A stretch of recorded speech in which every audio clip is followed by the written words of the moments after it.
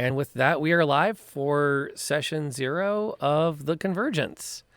My name is Rob, aka Lantern Noir, and I am joined by 4 of the best role players, Dungeons and Dragons players, and storytellers I have had the honor, pleasure, and privilege of coming across in my travels through the interwebs. They will do a far better job than I will, because I'm going to trip over my tongue a lot tonight. So this is the last week of the Kickstarter, and it's been going really well. And I'm really excited to get everyone together to kind of talk a little bit about like some of the fun things we've got planned, and to get some creative juices going, because we're going to have to get our artists working, because we have a lot of commissioned artwork to get in place before we can start playing, because this community has been so generous at helping us get there. So before I do anything else, thank you everyone that's watching this on YouTube later. Thank you everyone that's hanging out tonight. Thank you to everyone who's still trying to get themselves onto their computers to join us. Thank you. I don't want to do another thing without saying thank you, because it's humbling and anxiety inducing. So from that, we'll do a round robin of the table. You don't need to introduce who you're playing, because we haven't gotten that far yet. But I think it'd be kind of fun if each of us is willing to share one memorable character from our role-playing game experience. So while you muse, I'm not going to lie. My memorable character that I'm going to mention is as a young lady by the name of Stacy Rothschild, who was 17 when she was scooped up by a vampire without knowing what she was getting in for, who then spent the next 9 months of gaming trying to become unvampired, which was really fun because she was hanging around with a lot of older vampires who really liked being vampires. And it made for some amazing role play during my senior year of college. So that's my memorable character. For the record, she never achieved becoming human again, but she got as close as one without a soul can ever hope to get. So we did positively finish that story arc. All right. Are you ready, Molly? Can you do it? Oh man, okay. I was trying to decide between two. Trying to decide between two. I can't decide between the story arc of Gerald. You know what I mean? He just went, he was down, and then he way up, and then right back down, and then, we never knew how to feel, and then we missed him when he was gone. So I feel like honorable mentions to Gerald tonight. And who are you again? Oh, I'm Molly. I got so excited about the character. I'm Molly, or Bear, or Barely Molly, on like all social media. But yeah, I do art streams when I can on the weekends, and I post my art on Twitter or Discord. Cool. Is there someone besides Gerald, or is that your memorable I was gonna NPC? say Connie, because I feel like I want to know more about her all the time, but I feel like I'm gonna stick with Gerald. I'm honored that both of your memorable characters happen to be NPCs I made. Yes. You don't have to do that. You were still invited anyways, just for the record. I mean, all right. You are like the main...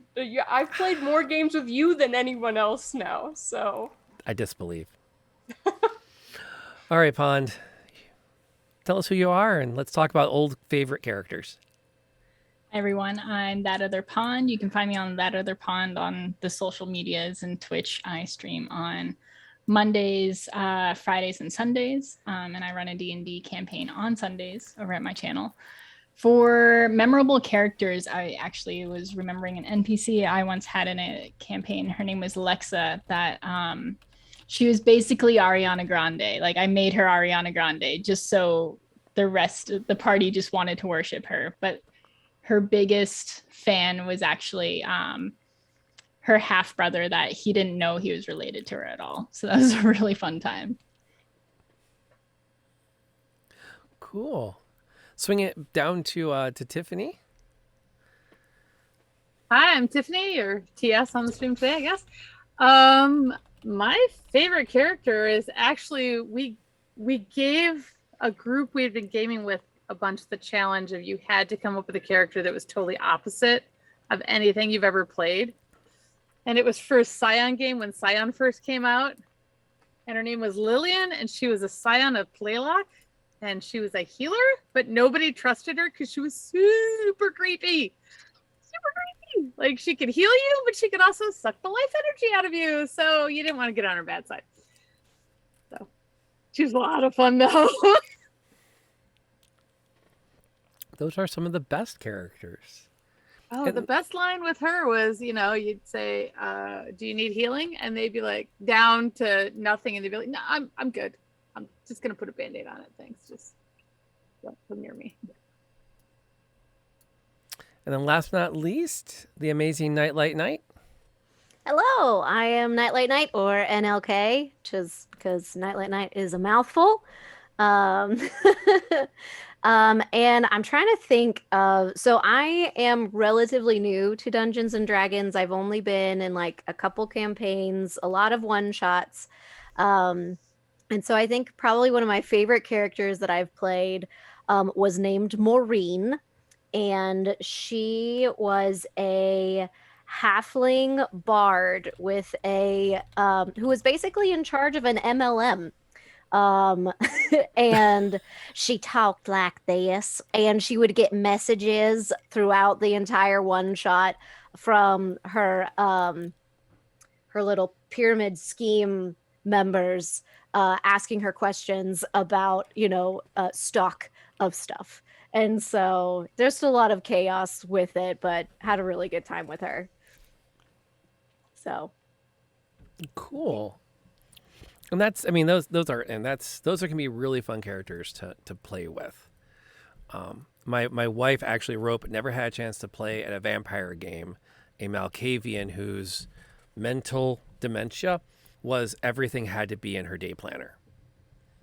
Like, literally, if you walked up and had a conversation, she'd say, wait, open her planner, check the current time and go, I have an opening, give me a moment, pencil them in. Okay, what did you want to talk about? Another one that was just never quite got to a table, but it was always fun to pitch around. And then again, I'm the dungeon master for this, which means I get to do all the other characters and have played way more characters. There was a meme on Twitter. What if all of your characters made an adventuring party? And I was like, okay, so what country are we invading? Because I've got a few of them. So what I wanted to do tonight is to get us together to brainstorm a bit. I know Molly had pitched a few ideas into the Discord chat we have going that she's been working on. And before we get to that, I want to kind of go a little bit about my vision for the world rules. And then we can kind of start our brainstorm from there. I want to leave tonight with all of us having a really good sense of at least the character visual. And then if we have the time, we can start to flesh out the backstory. I don't necessarily want to get into D&D Beyond tonight. I mean, we can, but I feel like that's just overkill at this stage. If I can get this to load. There we go. Too many pastes at once. So I'll go ahead and pop this out. I keep reaching for my Stream Deck, and I'm not set up for the Convergence yet. There it is. I just can't wait to show. Anytime Molly hands us doodles, I'm like, and we're going to show that off because Molly's doodles make all of our art look terrible. Not anymore. They're so joyous. Yeah. Wait, it's her name's Lyrica, right? I was like looking at her art today and I'm getting so excited for custom character art. I'm so pumped. And we will talk, that's okay, so let's start with that. We're gonna start with that because we can. Let me get over here where I can type. The artist we have lined up for that uses the nickname Beecake when she's on the Twitch, and Lyrica when she's on the Instagram. And what she does is she does commission work, but she started doing 2-hour speed paints. And so she'll do the entire character in 2 hours live on stream, and she encourages the commissioner to attend to kibitz in real time. So things like, her arm should be bigger, or, ooh, do you think you can get her standing this way? Or, yeah, I want this color, that color. And she just does amazing stuff. And I feel bad because I actually kind of think her 2-hour speed paints are just as good as her like full-on, full-price commission work. I have yet to see her do a speed paint where I look at it and go, yeah, that looks like you knocked it out in 2 hours. Plus the live aspect is really fun. So you get to be part of that chat and everything. She may or may not be reaching out to me later to join us. Schedules were a little bit weird, and I think she's already planning to dedicate a lot of time to talking to everybody. If we can get schedules to align and get everybody on stream with her to do that. So I dig the vending machine pet. We're going to talk artificers in a bit, because we might be having to discuss the rule book together, because I'm not entirely sure I understand artificers yet, but there's a lot of fun stuff to go with it. So here's the world as everyone understands it from the kickoff of the game. So my elevator pitch, if you will. In fact, I even found myself tonight at dance discovering that one of the other dance moms is also a closet D&D player. So I did the real short elevator pitch. I'm like, so this is the basics. I mean, if you're really a D&D nerd, I can go into more detail. And she goes, go on. And I went, oh, okay. Well, now I'm going to move over by you and stop shouting across the lobby at you, so that we can have a conversation. So you have the multiverse, millions upon millions of realities, some of which are high technology, some of which are science-based, some of which are fantasy-based. So imagine a universe where our Earth never lost dinosaurs, and a reality where our Earth somehow developed magic, and all of the changes that would happen. Now, we humans sitting here at our computers live in reality prime. 100 years, well, at some moment, the realities began to collide. So imagine, if you will, that all of the south half of Chicago has been completely replaced with an elven megacity. And Ear, thank you so much for the gift sub. It is awesome to see you in our chat. I'm not being great about saying hi, but I love the activity, and I love the chatter you've got going about the vending machine dog. So please don't think I don't appreciate you. Ear will also have a very large say in things. I think Ear has backed the Kickstarter to name multiple NPCs, and is at least one sponsor of a show. So there will be a lot of chat about how amazing and generous Ear is, and I can't wait to see the NPCs we come up with. Hopefully it will not be Evil McEvilface, which is what Eric has been threatening for the one he backed at. Anyway, also you might imagine, take the island of Manhattan, erase half of it, put a mountain on it, and then put an ancient red dragon that has also now claimed the other half of the island as well. So this is the reality we live in. 100 years after the first Convergence event, they still happen, but not with as much regularity. And just as everyone thinks stability has hit, you hear of another settlement has been wiped out as another Convergence has happened and something new has appeared. The only thing that is relatively constant is the general geography of the world. The upside, everything is fair game unless it involves technology. Because the problem is, when realities collide, there's a very large electromagnetic energy release. Circuit boards fry, things fuse, things don't work anymore. So you can put a car into neutral and attach a couple of horses to it, but unless it was built pre-1980, you probably will never get it to run.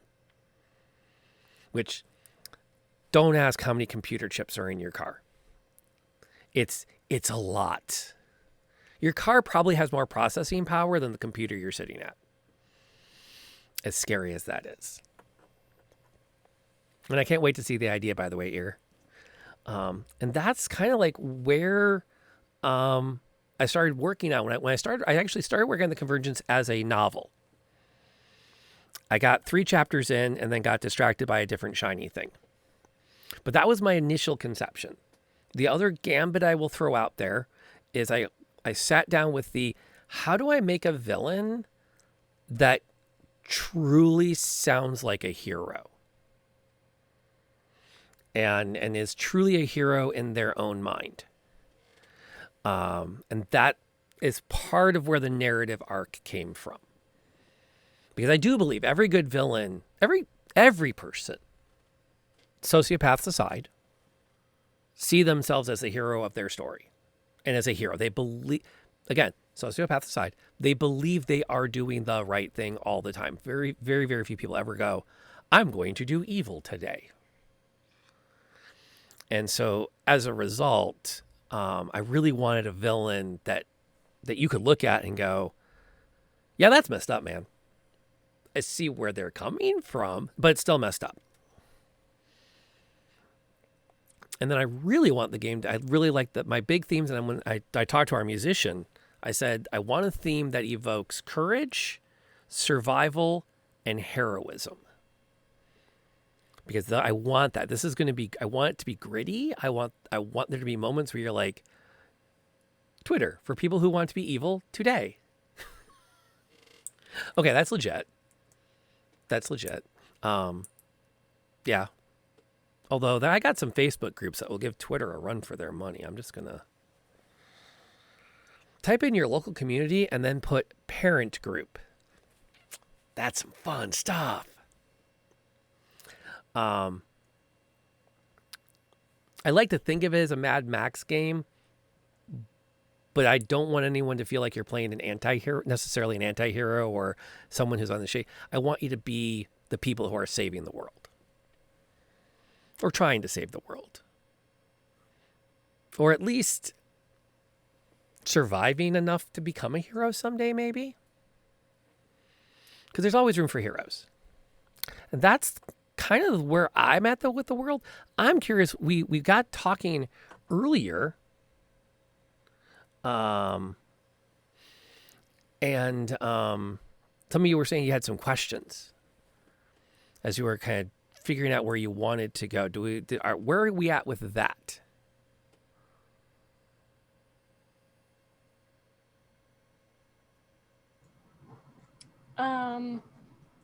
Well, I mean, I know we talked about kind of artificers for a little bit, but actually, like, okay, and you can totally tell me if this is like red flag or you don't, like, you're not into this or whatever, but the way that I understood artificers after like reading about them was that they don't have the ability or the knowledge to just like, they've never seen a computer just walk up and be able to turn it back on.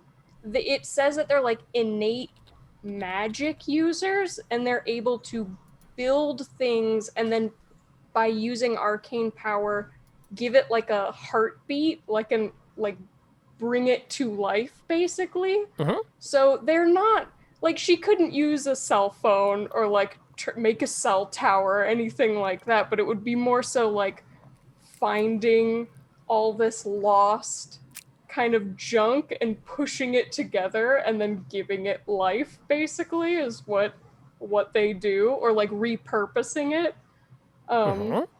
So that's kind of what I was thinking with that. I definitely don't want to be like a hack, like not a hacker, like not anything like that. No, and I think the more, like, for example, the artwork down below with the slushy backpack. Oh yeah. Is a really, I think, a great fit when you add in the idea of there being like an arcane energy that's powering it all.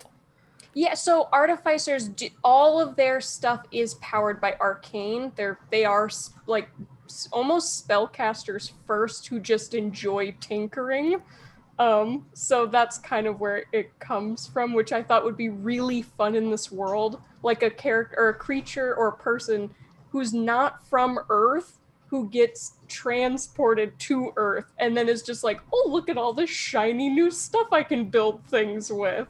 Just has no idea what any of it is. Yeah, I kind of really dig the idea too of it being like not really.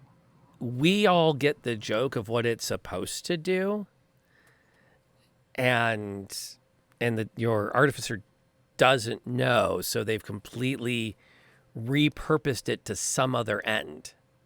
Yeah. Like a Mr. Freezy blaster. Yeah, because obviously this is for attacking people that have wronged you. Clearly, it's terrifying. Look at the bright, vibrant, dangerous colors that it's been painted with. Did you know that's the worst use of a slushie or a Slurpee, right? Yeah. Because it's the best. But not when it's imbued and does frost damage. Oh yeah. If you're lugging that around, you are definitely taking Ray of Frost as a cantrip. Okay. Yes. Is it brain freeze though? Or do you have to roll to see if it hits you in the brain or in that upper part of your back? Like when you drink too fast? Oh. Is it targeted? Yeah. Targeted attacks with a Slurpee. With a Slurpee. I dig it. I will say, from a mechanic point of view, I tend to look at the artificer class as being like my son and I, or my teen and I, had a good conversation where they were very adamant, but they're spellcasters, because I've always looked at them as like wizards don't take artificers seriously because you don't do real magic. Mm-hmm. You make things. Yeah. That, granted, we're 100 years after the first Convergence, so there are literally no living physicists from the PC era, the pre-Convergence times. But those who have studied the ancient tomes they found will tell you that shouldn't work. Like, there is no logical reason this thing shoots ice. But it does. As long as you're holding it. And if that jives with you, I think we got one down, 3 to go tonight. This is an easy sales pitch. Thanks, guys. Because it's awesome. I want to know about the doggy vending machine though. I know. Does I that- need to draw more robots. I'm not great at it. I think you just need to draw robots. That's awesome. So, But that doesn't count as mechanical, right? Because it's the artificer. no, right? Yeah, like he wouldn't be able to do. No. Oh, sorry. Go ahead, Rob. Please, you keep talking. Oh, I was gonna say it wouldn't be like if you put money into it, it wouldn't know to dispense out because it's her magic. So I feel like the things that she creates has her knowledge, so it doesn't really know it's a vending machine. I think it'd be hilarious if periodically it did though, almost accidentally. Like it gets kicked. You know how when you have the vending machine that takes your money and doesn't give you the thing, if you kick it, like the dog will go and spit something out. Yes. I did vending machine hairball. I did think it would be hilarious if first of all, I can't even create the robot until 3rd level. So I was getting a little bit ahead of myself with this, but I did think it would be really funny if I take a certain infusion, he can have ranged attacks, and I just thought it'd be hilarious if he just shot candy bars out, like high velocity Coke cans and candy bars out at people. That's awesome. Yes. Can we just have her? We'll just play the robots that she creates. Just okay. Well, the other fun twist too is, again, most people won't recognize what a vending machine's supposed to do. Many will assume that these things that we call vending machines were just storage devices for distribution of rations and other commonly needed items.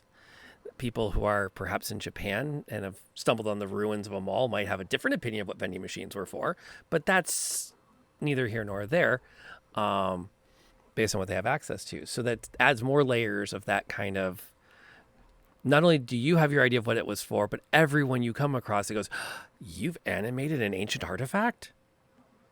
What did it do in its previous life? Which is good.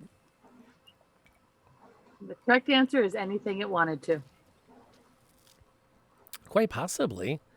I like as techie suggestions too. The idea of weaponizing common everyday items. Yes, I love so artificers like they're really good for like also as like buffing party characters because they can imbue party members' weapons with things or their armor, and they can also like get like they're very like you can build them in a lot of different ways, which is kind of why I like them. They can be like really tanky, or you can even make ones that are like paladins with like healing abilities or like DPS. Like you can kind of go any way you kind of want, but it then you have to like follow that path obviously. But I thought like whatever you guys want to do, I can just kind of build in the other direction, like the hole that needs filled. So Chad also has reminded me of something I had not thought through well, but I think it's a thing that I feel obligated to remind the party of. Nerf guns do not require technology that would have been damaged in a Convergence event.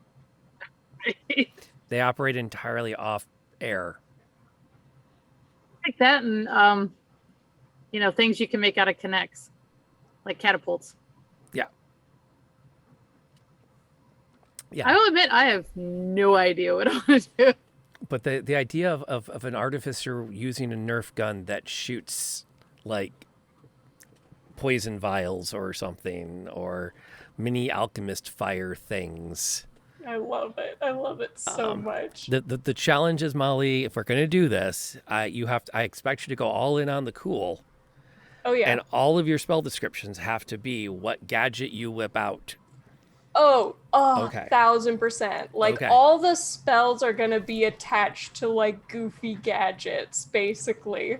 So we're going all in on this one. Sweet. I dig it. And that's a halfling I'm assuming we're looking at? Actually, a gnome. I thought it'd be cute to be a little gnome. Little gnome, big vending machine. Little gnome, big vending machine.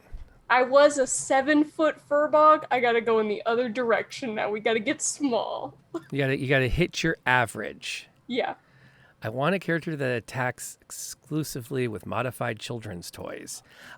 Dude, you just keep talking to her. I'm pretty sure that's going to happen. I don't think that will need any other help along the way. But cool. Oh, the Kinder Egg grenades. Yeah. That's awesome. So would like a Mr. Potato Head count as a familiar? Yes. Oh my gosh. Oh, and so and you have to change him to his angry.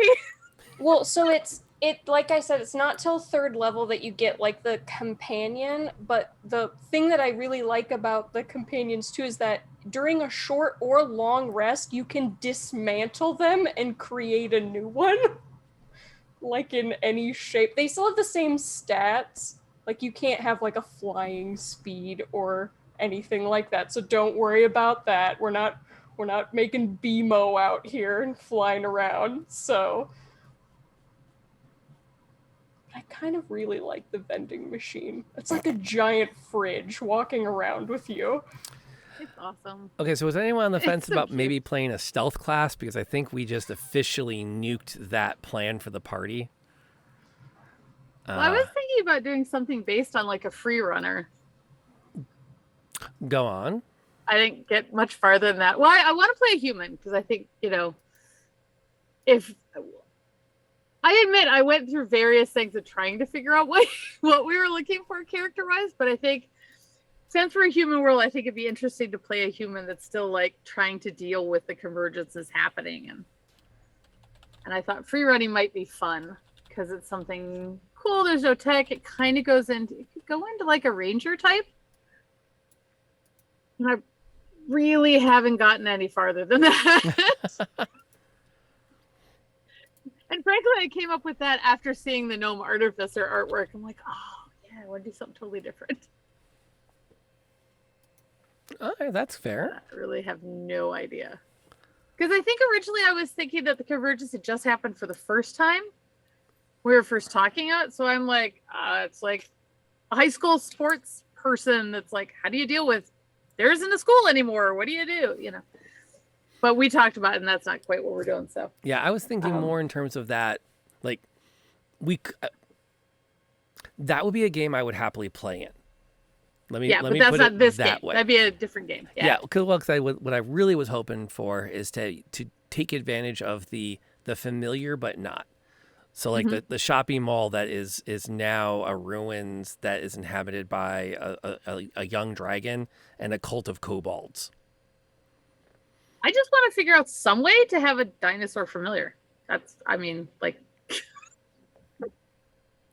What kind of If you dinosaur said would you dinosaurs like? exist. Well, okay, technically not a dinosaur, but I would like a Pteranodon. Because Pteranodons are awesome. And how did a level 1 character tame a Pteranodon? Very carefully. Probably with free running, you came across a nest. Maybe the eggs were like unattended. The other ones were broken. You got one egg left over. You take it home in your backpack.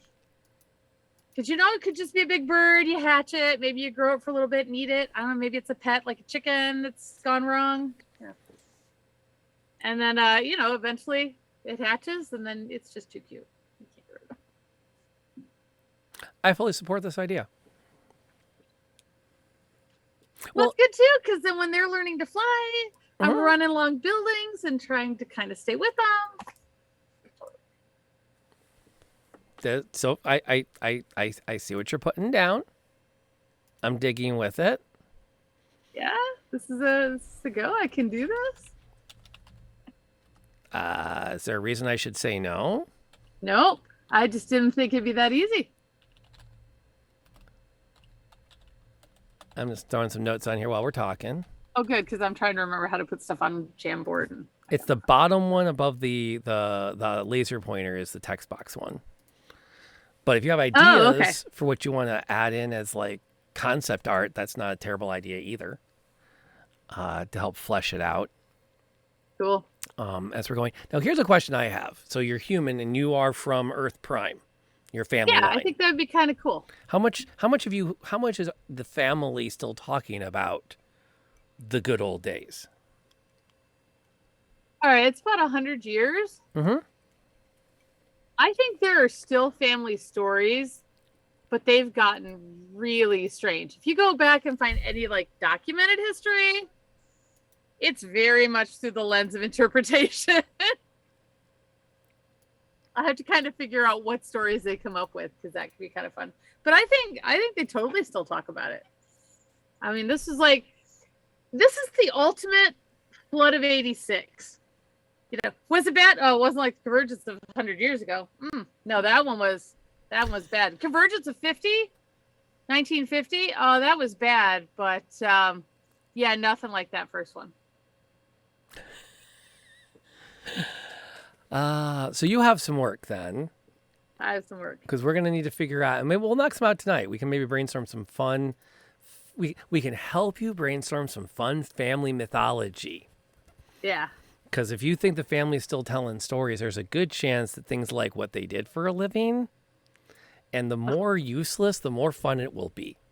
Yep. The great uncle who argued rules with other people. Back before they just hung people that were thieves. Yeah. They had to have long debates lasting years. Which is the proper way to do things, by the way, folks. I'm by no means advocating for any kind of significant quick justice that does not provide due process to everyone accused, as everyone is owed their day in court per core democratic values. The more you know, Lantern Noir presents Cares. So other than that, are we kind of basing them around like a D&D based character? Mm-hmm. Like Artificer, Ranger, whatever. Okay. Yes, please. Because there's been enough events that the world is effectively a fantasy world, but I get to cheat and I don't have to make a continent map. Nice. I get to point at Chicago and tell you, this is what it looks like now, and it's where Chicago is. And by the way, don't go to Lansing. Also, don't ask why you don't go to Lansing.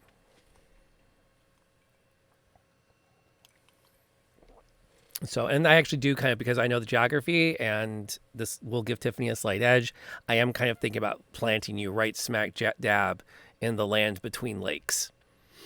Nice. Plus, the neat thing about Michigan, we literally get all 4 seasons. 3 seasons of winter and 1 season of road construction. Yeah. And somehow But our roads still suck. we changed the colors though. We do. We absolutely do.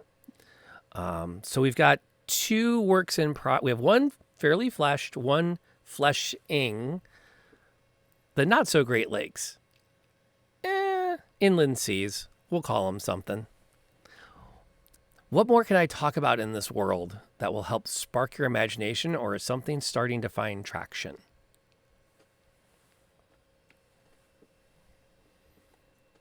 Well, I'm ready to. I was thinking I just wanted to fill in with whatever characters kind of needed. So I was waiting to hear everyone else because I was like, I don't know what to do. That's what I was doing too. As she leans on the plate. There's the bunt. There's the bunt. Is it gonna? It's nope. It went foul. Is there a character you've never played? A type of character you've never played before? I've played almost all of them now, which is. Let me see. I have played every class now, at least a little bit. Okay. So here's a question from chat, and I want to hear your take on it. Are there gods?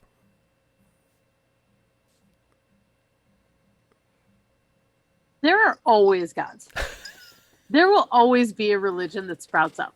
True. But I think you've got cargo cults. I think you've got a bunch of like old-fashioned cargo cults and then some religions as well. This is my cat helping.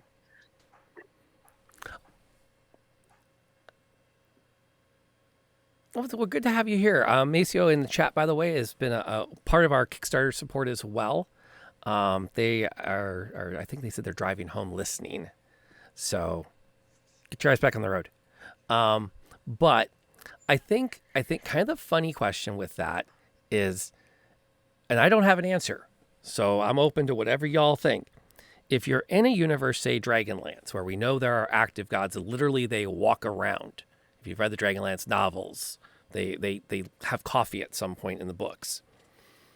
If that world collapses into reality prime, do the gods come with it? And I don't have an answer on that. I don't know. I could go either way.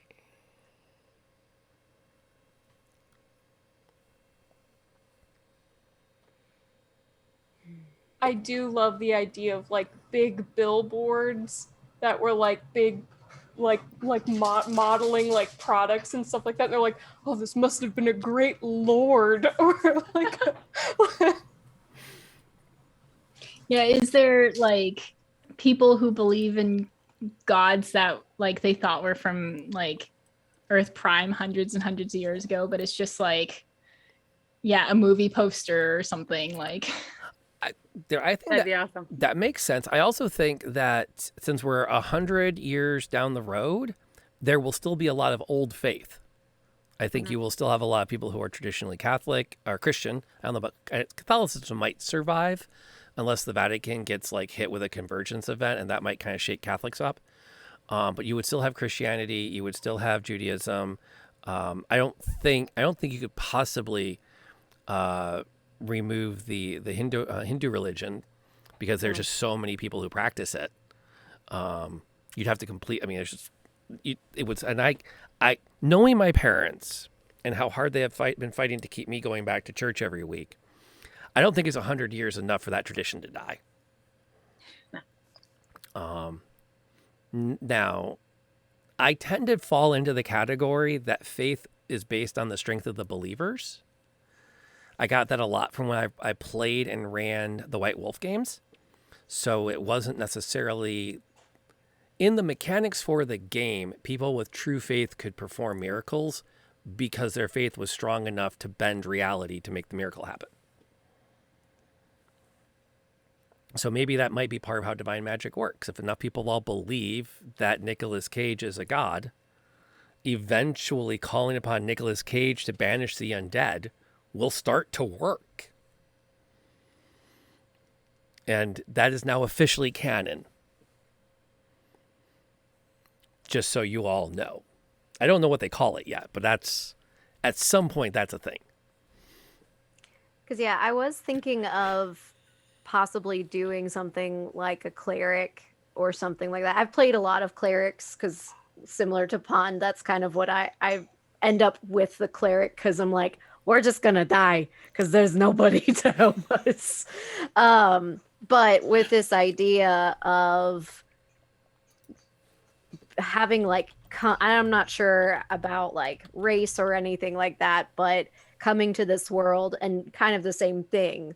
Like, I know that they were saying in chat something about like Mickey Mouse, or like the worshiping the cult of mouse, or some sort of like old technology that we don't understand, like, or that like I wouldn't understand, but this must be the gods of this world and that sort of thing. So, but that's all I got right now. That gets into all those old cargo cults that used to get in the like Pacific Islands and stuff, where you'd have planes crash and all these the locals would be like, what is this thing that has fallen from the sky, which has all Right. this good stuff, and now we're like, it must be a god. Yep. Well, then there's that episode of Firefly where they kick the money out the back of the plane to lower the weight, and everyone's like, he gave us all this money. He's a great hero. It's like, Mm-hmm. is he though? Is he? Let's It give would a be statue. it would be really funny though, because it's like, how many family households have like Disney stuff in their house? Right. And then like going through them, it'd be like, oh, look at all these shrines to this god. They're in like every home. This must have been the main god of this world. Every house has a shrine. But then you would And it's have just toys. you would then have like Tiffany's character who'd be like, yeah, no, according to my uncle, that's not how any of this works. They used to be like moving paintings and stuff, and they'd be like, no, that's not it. Which then creates this wonderful, does anyone believe her? Everyone's a Oh skeptic. God, no, Right. no, nobody ever believes. Nope. Protected in glass with snow. Call her Cassandra. Yeah. The other possibility, and this is just tossing it out there, is that I was thinking about the Dragonlance and the presence of gods.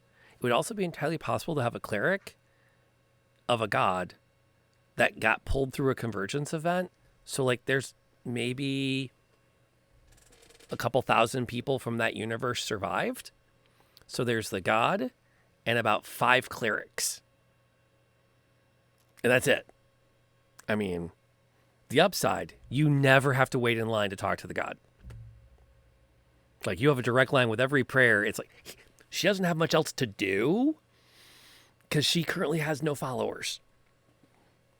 So that's another option to muse on, too. And I would not mind porting a god from any universe you can conceive in as a cleric's god. Give me The enough to god work is with. obsessed with Mickey Mouse and is like wearing the ears. Like, Or the other way around.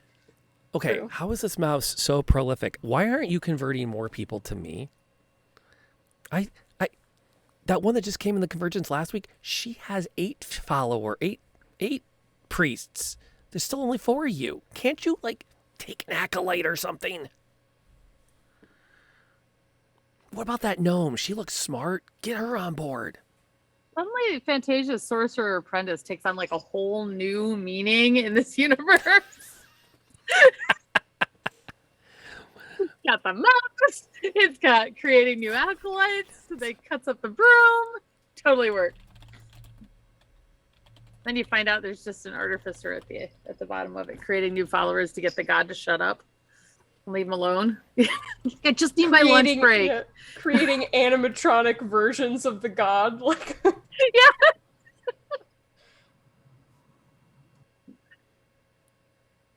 My cat's trying to eat my pencil, so I'm not getting sketching done. Okay, so NLK's thinking cleric Possibly. I don't know. I'm not sold on it. You're not sold. Okay.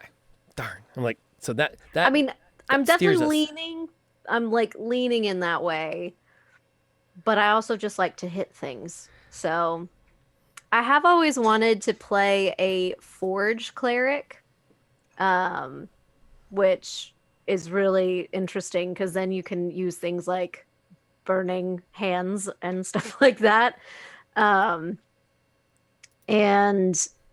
I've always found that I've never been able to play one, but I was trying to think if there was a way that you could marry it, but I don't want to go too much on the artificer side too, because I feel like there could be some crossover there. I mean, I feel like they're pretty different. Like, forge clerics and artificers are like Okay. yeah, we both kind of like are forgy. Like but I'm more like tinkering and like. Mm-hmm. So I think it's different enough if you wanted to play as that. I think it'd be cool. I also think, and this gets back to another idea that ties with the way I envision artificers. The forge cleric would spend a lot of time going, I don't know how she does that. That shouldn't be working like it is.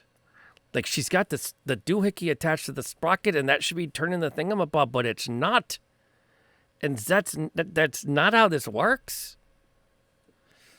Like, yeah, in my head, artificers are like almost like mischief and chaos, and like they just want to figure out how things like tick and work, and they don't really care about like, oh, I just destroyed this in the process of figuring out how it works, but now I know at least. That's and forge cleric is still a cleric. You just get some tweaks. Right.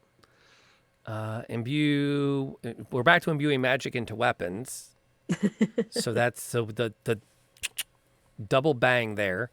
Second level, channel divinity to create simple items. That kind of makes sense. It doesn't look like it really. Yeah, I don't think you'd be stepping on any toes. Okay. You'd still be a cleric of some kind, so we'd have to flesh out your deity, from which you draw your energy, or in which you put your faith. I'll go either way. Okay. I would also, and this is completely out there for the sake of throwing it out there. There is a major world religion based around a carpenter. I'm just going to say there's already a tradition in place you could build on if you want to go there, but by no means do you have to. Okay. Okay. Also, another Firefly reference. My Shepherd, you're mighty handy with a hammer and nails. Well, I do follow a carpenter. Which isn't nearly as memorable as the Shepherd. Isn't the good book real clear on killing? Oh, yes. It's just a bit fuzzy on the subject of kneecaps. Which is also where he shot everybody. Right. My favorite line from that is from Shepard is the movie theater quote. By all means, please. Can you do it? I forget the first part of the line, but I do remember there's a special level of hell for people who talk in the theater is essentially Yep. the quote. Very special hell for child molesters and people who talk at the theater. Yes. And it's like, man, that's a harsh pairing. Special hell. Okay. So we've got that going. If we're sticking with this, can clerics do an oath like paladins? I don't know. I guess. But it's way more fun if I get to like be a perpetual bug in somebody's ear as the god. That's true. There's a lot of fun. So after telling us we make you write too much NPC dialogue, you have given us a way to make you write a bunch of NPC dialogue. Okay, but here's the thing, and this is totally DM fiat here, is the ability to go, crap, the plot requires them to get to point C.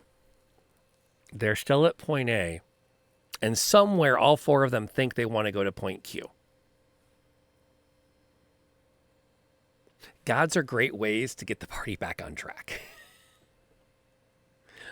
Ask Azteki sometime. He's had a couple of run-ins with the avatar of Ravenkind,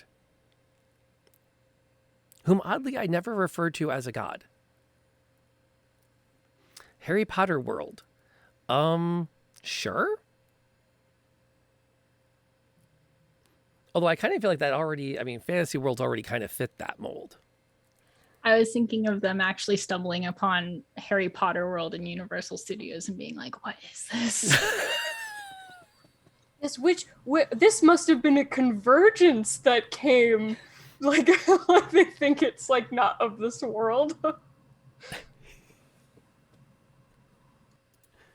What kind of things do you think they'd be like, oh no, that came from ages ago. That must have been a convergence. This is why this came. Oh, I had a question about the world. Do we know if like these convergences are they all coming from like is it two worlds and like they're colliding? So like everything that comes over to Earth Prime is from the same place, or is it like all over? It is well established that there is no rhyme or reason to what comes to Earth Prime. So it's like any plane of existence, they're just popping up all over the place. Yep. It's okay, so. cool. For example, if you were to go into what looks like an epic dwarven fortress on the side of what we now know as the Blue Ridge Mountains, that's what we call them. They call them something else. And you talk to the dwarves there, they'll tell you about an elven castle that they trade with. And when you go to where that location is, you won't necessarily find an elven castle. You might find an orc village, because that in that reality, the elves lost the war to the orcs and that whole area became overrun. So the only thing that's consistent, again, is the general geography. The Mississippi River is still a major river that runs down North America. And there are all kinds of settlements. I mean, most of what's on the river at this stage probably isn't even Earth Prime anymore. It's a collection of all the other realities, which makes life really interesting over there. Because in some realities, there might be airships that patrol the area. And I am not going into realities where physics is weird. We have magic. That's as weird as I let reality get. But yeah, Benjamin Button world, no. Rob, no. Unless he has to. Because Rob knows no limits when it comes to for a plot. Because I'm happy to do that. Although again, if we've got a cleric, which again we're not fully committed to, I'm not pinning anybody in. That does leave your party somewhat short on the whacker. I'm happy to be the whacker. And what particular variety of whacker are you leaning towards? I was thinking a fighter. Like, I've only played a fighter like once, and it was it was for a one shot. So I think it'll be really fun. Definitely someone not from Earth Prime who is still a little bit like, the hell is all this? Do you have like a universe styling in mind? Kind of like I feel like she doesn't know magic, like doesn't understand magic at all, like somewhere without magic maybe, but like still like fantasy-esque, like they're, no normal technology or anything like that, uses a sword. That's what she's good at.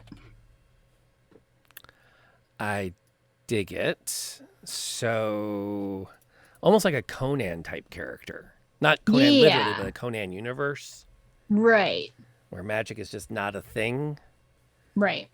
Magic's like not a thing. So, and technology is not a thing. So she's placed here and she's like, I don't know what's going on anywhere.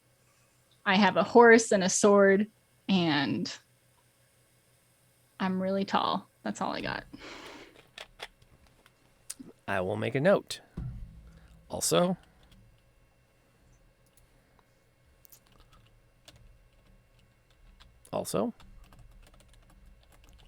tall.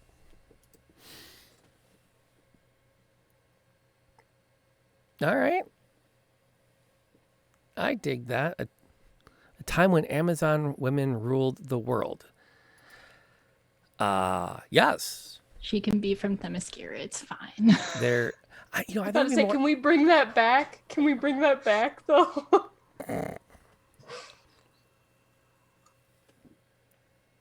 well, if you think about it, humans in our reality have been very open to things that are unusual. I mean, really, if you stop and think about the first time that a German engineer said, let's create a series of controlled explosions inside a metal box and propel a carriage forward. And everyone, in fairness, was kind of okay with him doing it, and nobody went out and shot him.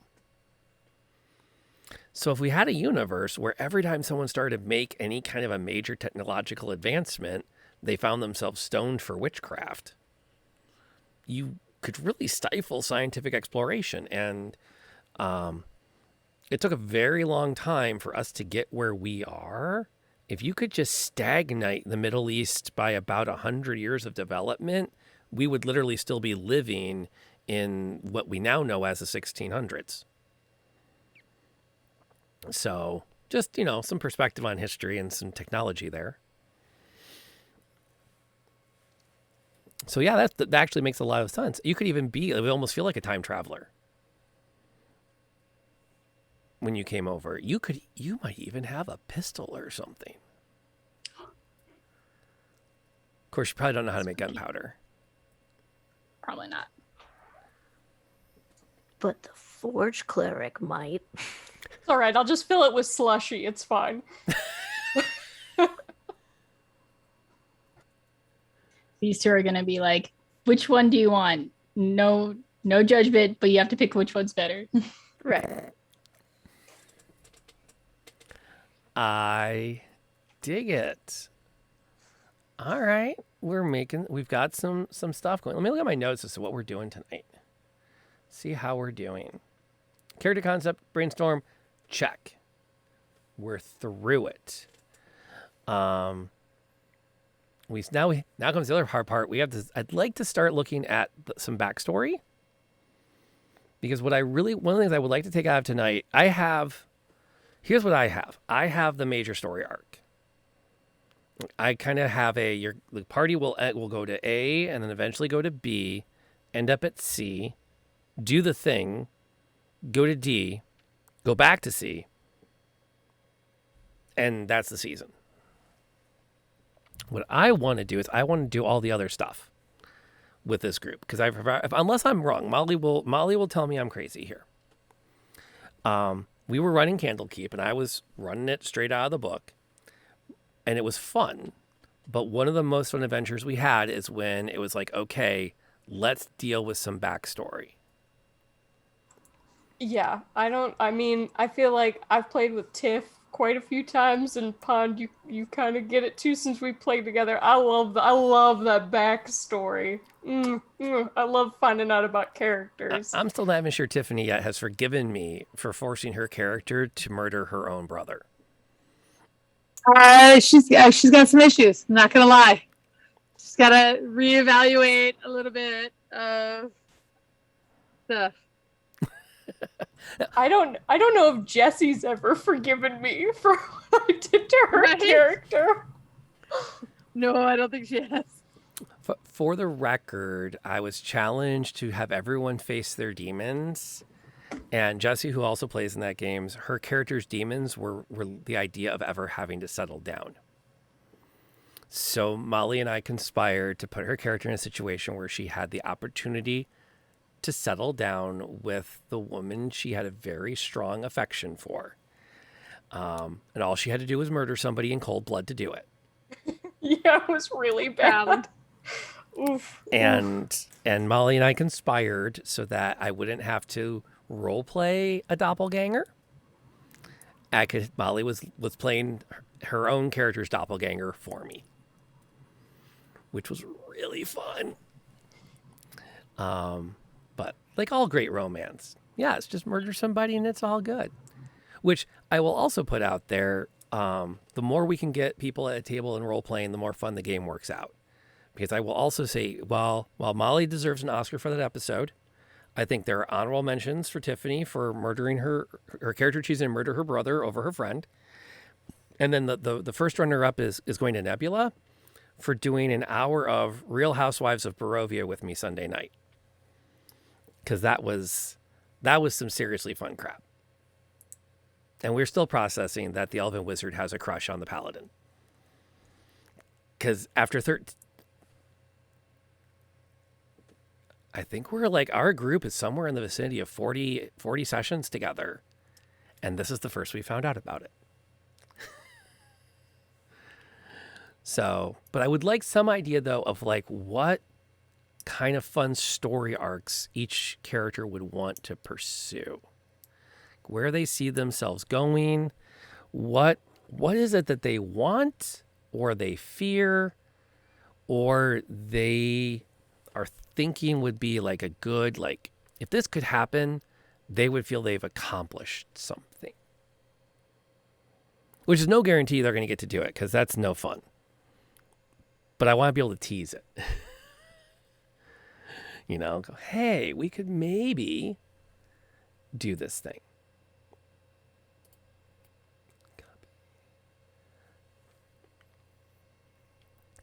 Reminder to shave before every episode now. The character needs to. You're fine, dude. You're fine. It's still a pandemic. Nobody really needs to shave. Really anything.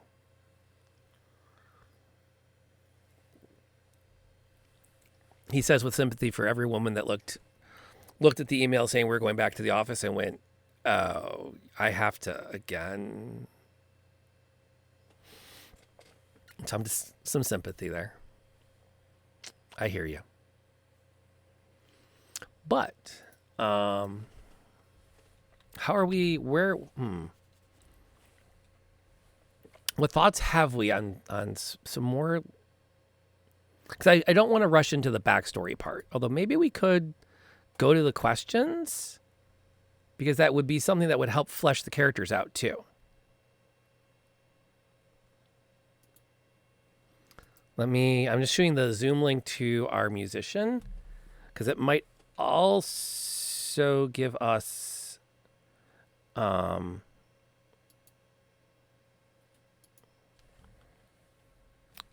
on, we're up and running, whenever. We'll see if she taps in.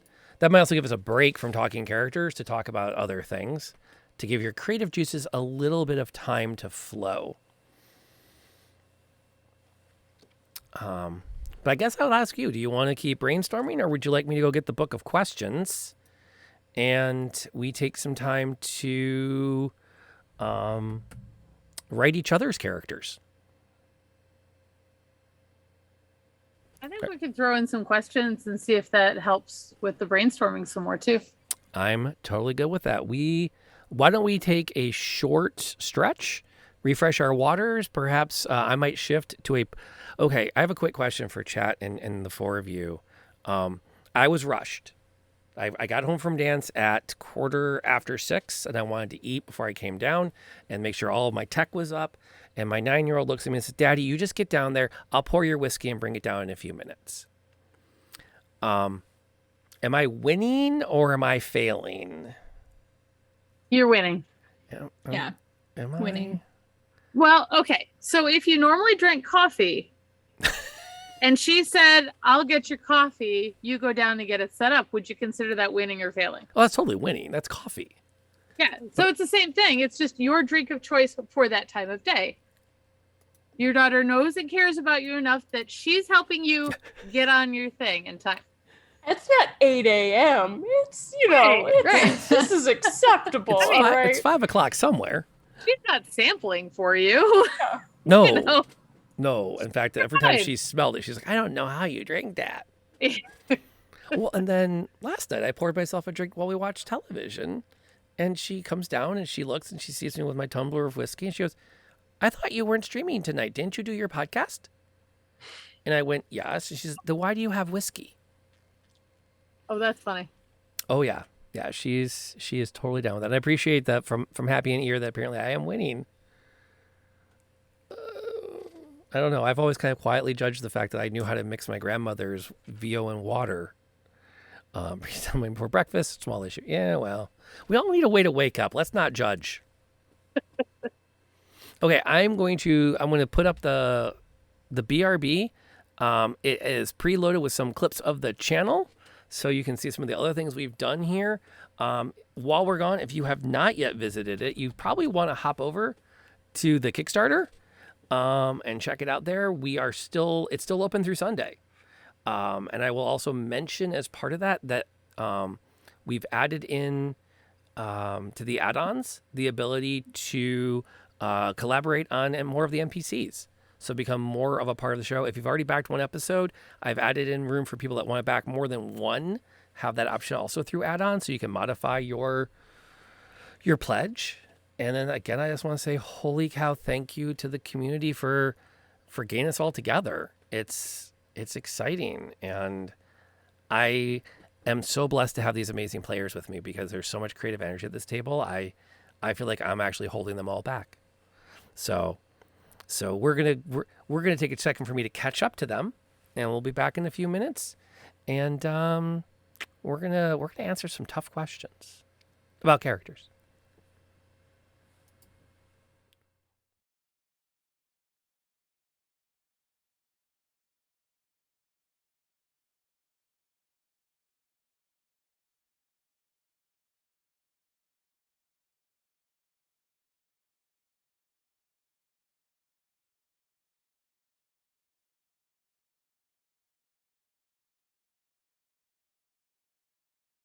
Yeah, so I'm really excited for that. It's a cool opportunity, and I'm really excited. But yeah, also it was my birthday Monday, and it's been a week. And I accepted a job offer yesterday. So Oh my goodness. yeah, Oh my it's been God. a week. It's just like, okay, all right, Congratulations. life needs to sit down maybe and let me catch my breath. It's making up for last year all in 1 week. You remember your first battle. Stare him down like a hound. Indeed. And you remember every face. It still haunts you. And as you lock eyes, you realize he is your friend. He is the master of this domain, and it is your place to serve him. But I'm against being charmed. Yep. Is that not? That's why you rolled twice. You son of a biscuit.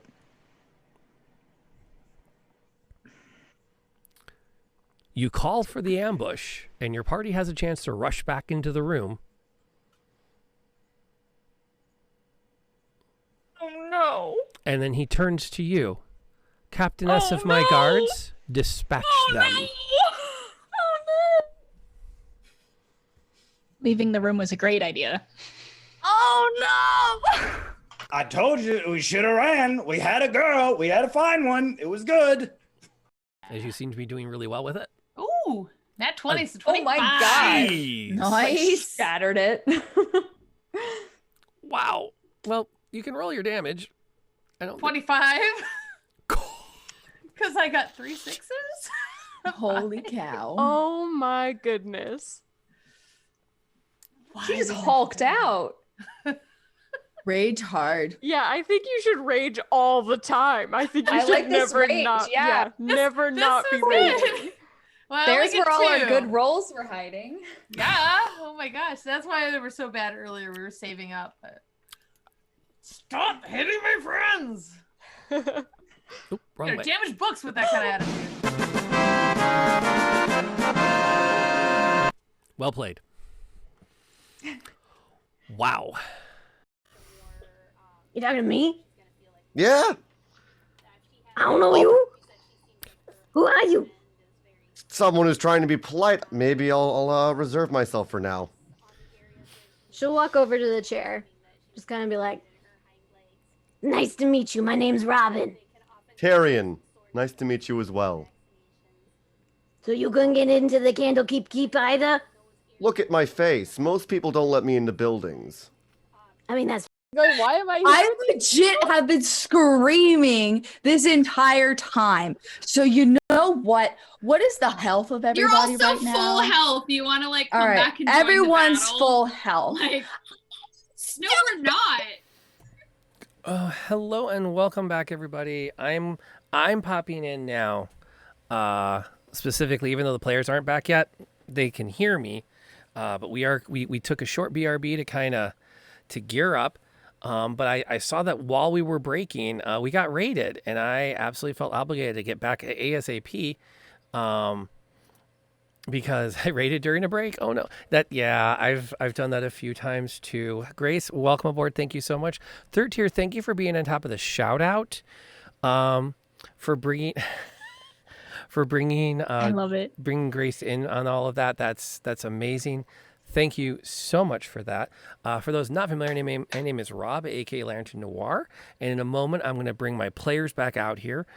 We are not playing this evening just yet. We are in session 0, which is generally designated for such things as backstory, character creation, making sure we have a party that's going to gel neatly with each other.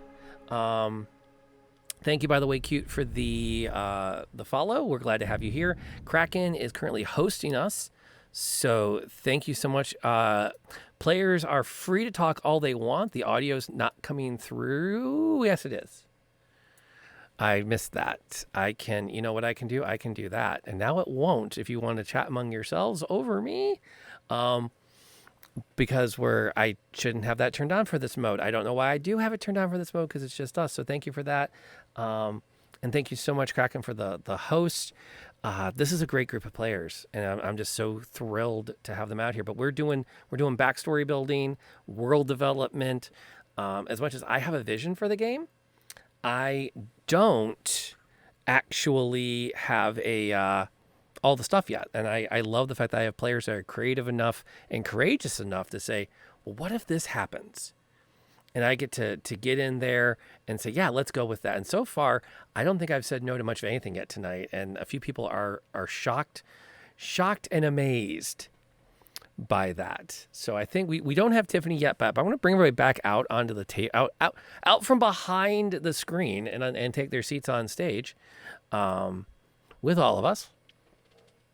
So there we go. Now you're back on. Oh, I should have waited like 2 more seconds. I caught Molly mid-sip. It's fine. I feel like I've done and said way worse things than having a sip of tea here. Yeah. On stream. I swear I've never waited tables. This is absolute just innate talent. I have no practice at catching people at awkward moments. But it does seem to happen with alarming frequency, especially when I say, okay, I'm going to run the opening credits, and then someone decides to start a launch on a conversation about feminine hygiene product prices. I only did that once. And it never ends in 60 seconds. Actually, that one was relatively tame. There was, again, this is the joy and danger of gaming with a feminine or feminine identifying group. Is sometimes they decide they want to talk about stuff with which men have nothing to say, but just to listen.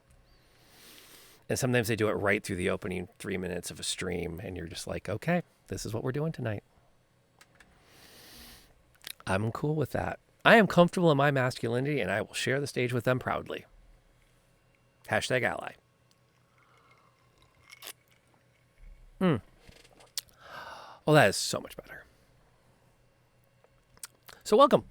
The Convergence, by the way, is a fantasy game that takes place in a post-apocalyptic setting. And we have some character backgrounds we've done so far. I'm not yet set up to do my grid yet to take down all the notes, but I can think of some ways we might record them. So a quick recap of where we are at with our character building. There's artwork. Is she? Oh yeah, I added the thing in. Parkouring. Oh, so like jumping rooftop to rooftop, and as like the your character goes one way, the Pteranodon goes the other way, and it just like steps across the Pteranodon. Yeah. And then Jeff reminded me that Rangers can take Swarm at like 3rd level. Yep. A swarm of tiny dinosaurs. third level is going to be chaos already, Rob. I'm going to have a giant vending machine. There's going to be a swarm of Tiny dinosaurs. dinosaurs. It's just going to be chaos. Yeah, can we, again, as a point of clarity, this is our current, and for the record too, for those who are not familiar with Barely Molly, this is her idea of a doodle while bored at a meeting. You should see what she does when she tries to do art. My talents are in video design. I'm comfortable with that. I mean, to be fair, I art for a living as well. So I do it every day, all day, 9 hours a day anyway, so. Yeah, but people don't walk up to me and go, "That was a freaking amazing geometry lesson, man. Do you do geometry lessons on commission?" I mean, they should. Okay, to be fair, that's because math teachers do get a normal everyday salary and a lot of artists don't. Legit. You also don't get asked if you will perform math for the exposure. You'll get some great exposure, man. Tons of people will come to you for your geometry. Trust me. All right, that's legit. That's legit. And then I also have the note down. So we are definitely doing Ranger. So we have our range DPS. I jotted down the notes that Pond is leaning towards a fighter from a non-magical reality. So not only is it like a pocket of their reality has been pulled over, but it's a reality where so it's the ruins of the Earth Prime is weird, and people with magic is weird. Follow-up question for you on that, Pond, because this is relevant, and we should lock it in early. Divine magic is also a no-go. I think like not crazy divine magic. Yeah. Okay. Yeah, no divine magic. Okay. I'll just call it. Just no. call it no divine magic. I don't So, understand anything. Yeah. You said funny words and you talked to a fictional character and now she's not dead. Yeah, pretty much. Like she definitely believes in like spirituality and gods and stuff, but they don't like intervene. She's like, what is that? What? Oh, this is going to be interesting.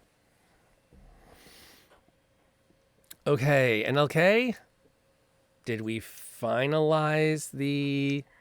I think we can definitely go with cleric. I think that we'll definitely do that.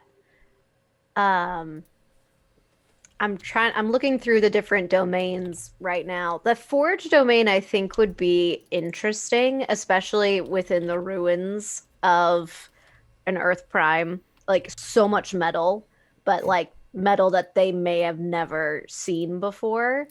What is this alloy? Right. And so that It's could so be shiny. right, like all the shinies. But then also just I don't know, I kind of like the idea that you said of like the god being pulled through and like the god is freaking out too. And is like, what is happening? Like, and so maybe like play on that in terms of like that's the quest of my character of like the god is like go figure out what all this is, that sort of thing or something along those lines. Okay. I'm just picturing the John Travolta meme where he's walking around and he's like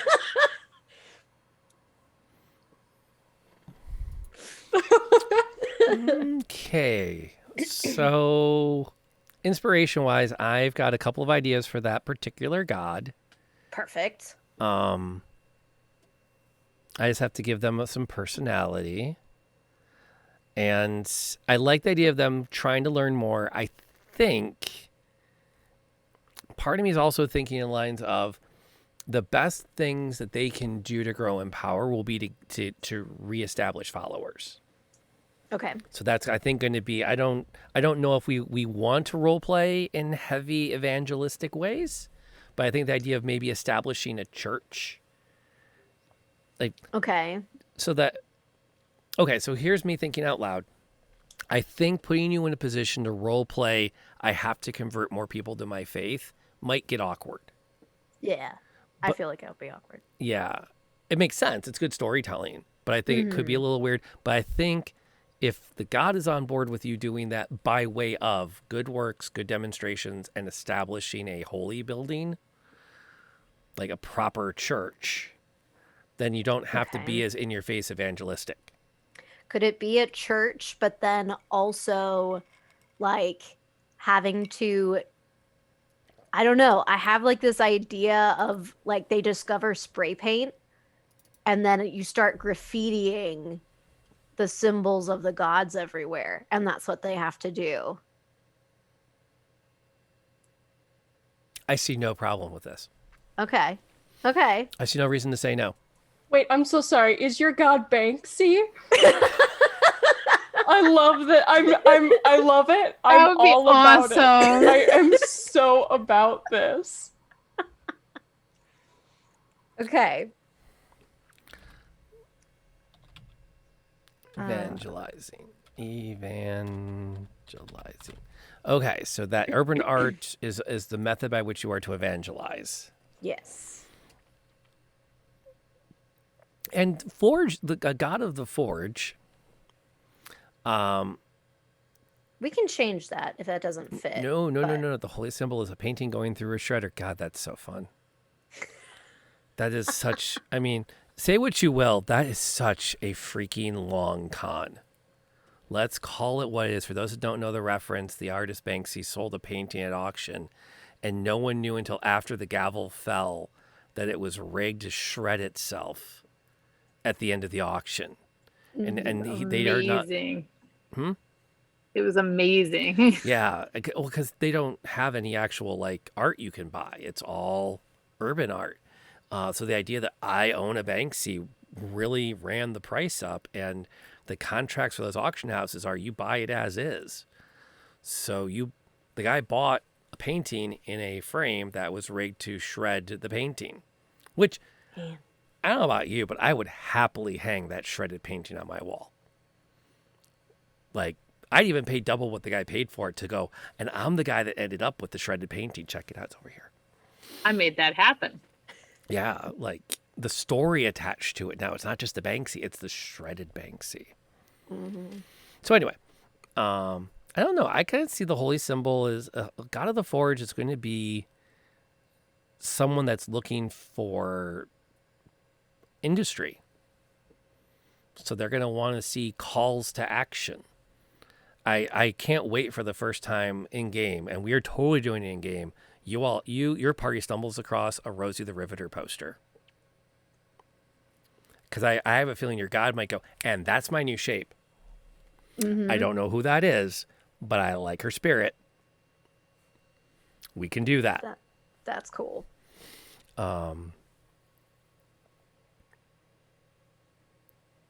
yeah, I have ideas. Good. I have ideas, but I see that though as like that idea. So it's a god of the forge, industry, construction, and modernization. Oh yeah, you're gonna have to map a sewer at some point, just so you know. That's a thing. More cities need this kind of thing. That works. Okay, so as we wrap up this phase, I do think we should do one more thing before we get into the fun of, yes, the Artificer is a 3D printer, effectively. Which is also weird, because if you think, too, if this party ever comes across a 3D printer, if you rip out its ability to do anything and you just saw it, what the heck do you think it does? I think I would like try to get in it, because you know how it's like the big case that goes over and be like, oh, you get in it and then it closes on you. Thunk. Don't know it. Tonk, tonk, tonk. Yep. So have you, Rob, ever been to the Cranbrook Museum of Science? I have. So have you seen the section where they've got a bunch of articles with nothing talking about them. And it's like, all right, in 50 years, you're going to look back at this. What was it? And some of it is like a bowl that's woven. Sticks, like chopsticks. If you've never heard of chopsticks, you've never seen them. Like, why are they there? It's a really cool exhibit because it's kind of like right like this. Oh, and don't be afraid to engage in the chat, mates. This is a brainstorming session. This is the best time. Actually, we always love it when there's chat, even when we're like hardcore gaming. I like to think I found the sweet spot where I can keep the campaign going or the scene rolling and do the little, okay, quick aside, because that's half the fun. That's why we do this live. We don't. I mean, I have a face for radio, so I know I have to tell a good story and hang out with people or nothing happens.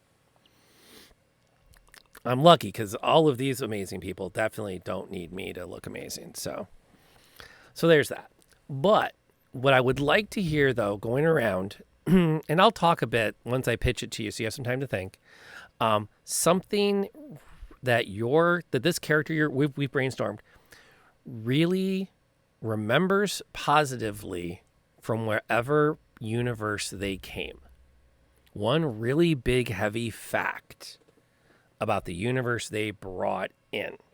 Now, the exception, Tiffany has to give us some really interesting historical fact that has been passed down for generations. As Tiffany's character is the only resident of Earth Prime, which works even better for the story arc. But I'm curious about each of your individual realities. Like what's going on? What happened in that reality that was like, oh, back in my reality, this was a big deal.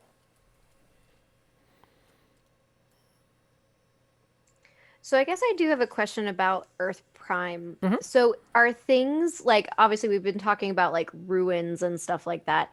Is stuff overgrown or is it like Fallout kind of esque? Like, what do some of the landscapes and stuff look like? I don't in my brain, I don't envision Fallout so much because there hasn't been the war. I would say it's more overgrown and repurposed. I was kind of picturing like Last of Us vibes, like where it's like the buildings are still standing, but probably like trees and stuff have moved back into them, and like zoos are emptied out and stuff. I don't know if that's what it is, but that's what I was picturing in my head. So. Yeah, in fact, I'm just pulling up some artwork from Last of Us right now. Yeah, if you do environment art, you'll probably get some better wide shots. Thank you for that. Mm-hmm. How about environment concept art? Even better. Yeah. See that I'm digging on that. So that grassy. There's stuff there, but it's slowly being reclaimed. But that's also assuming, bear in mind, that some tribe of orcs hasn't come roaming through this quaint little town and had their shaman launch a couple of fireballs into it. So I kind of feel like a lot of it comes down to where we are and what we want. Because I can see going back to something like an exurbs, all these little mini mansions all lined up side by side. I could go either way. It could be all overgrown and the lawns are waist deep in grass, or it could be repurposed into maybe a halfling shire where they're, each McMansion, it's now home to an entire clan. Because they've turned the 4 bedrooms into a collection of dormitories. And it makes sense. I mean, some of those living rooms, you could fit 30, 40 halflings in them comfortably if you put in some bleachers. I looked at a lot of houses with very big living rooms. And yes, Moose is a regular attendee at our games. He's always excited to be part of them. From what I can tell, that is his excited face. In about 45 minutes, you'll get his tired face. And sometime around the end of the stream, you'll get his I'm bored now face. You just got to watch for it and pay very close attention. It's just all in the eyebrows. So, okay, keep an eye on that. So what do we think? What are some bits that we might... What's that one keeper? Something really important. Who's got an idea? I guess, so are you looking for like something that makes our character want to go back? Not or something necessarily. Okay. Something about the world, though, that I can latch on to, or at least just to kind of show some of what your character remembers about it. Because there is a tragic twist. No one has ever found other pockets of their realities. So when your realities collided, maybe your whole city, like picture all of Waterdeep dropping in on Cleveland. There's nothing else from the Forgotten Realms that anyone's ever found. Ever.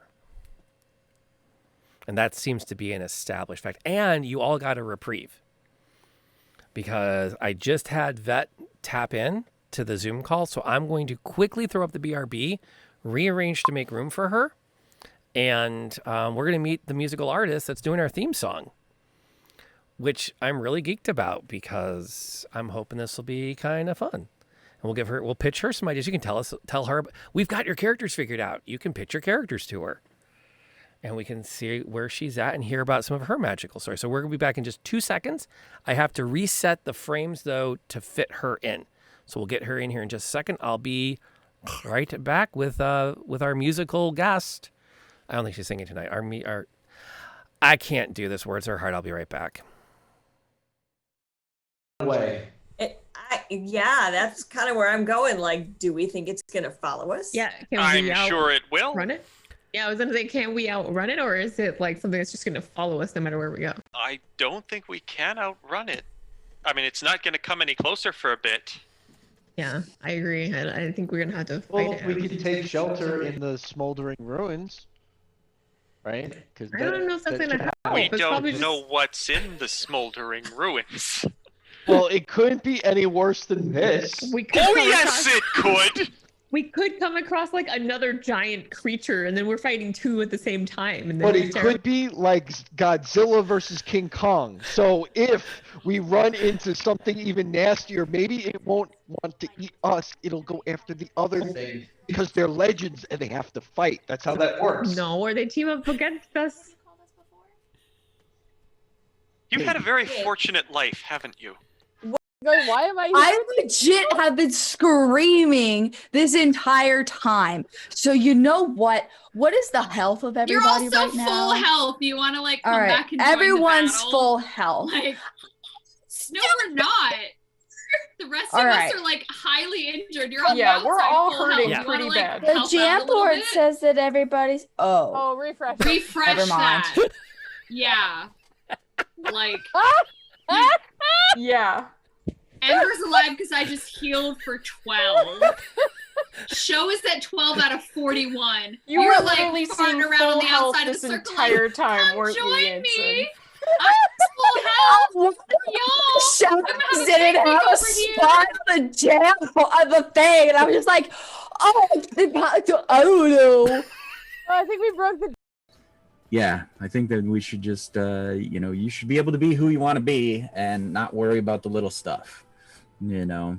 Well, and thank you, by the way, for hosting us over on your channel, Shad. That we appreciate the spreading the word out. That's always a good thing.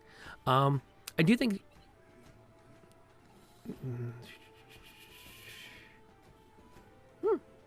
Okay, that's an interesting point there. appropriating Egyptian culture as much.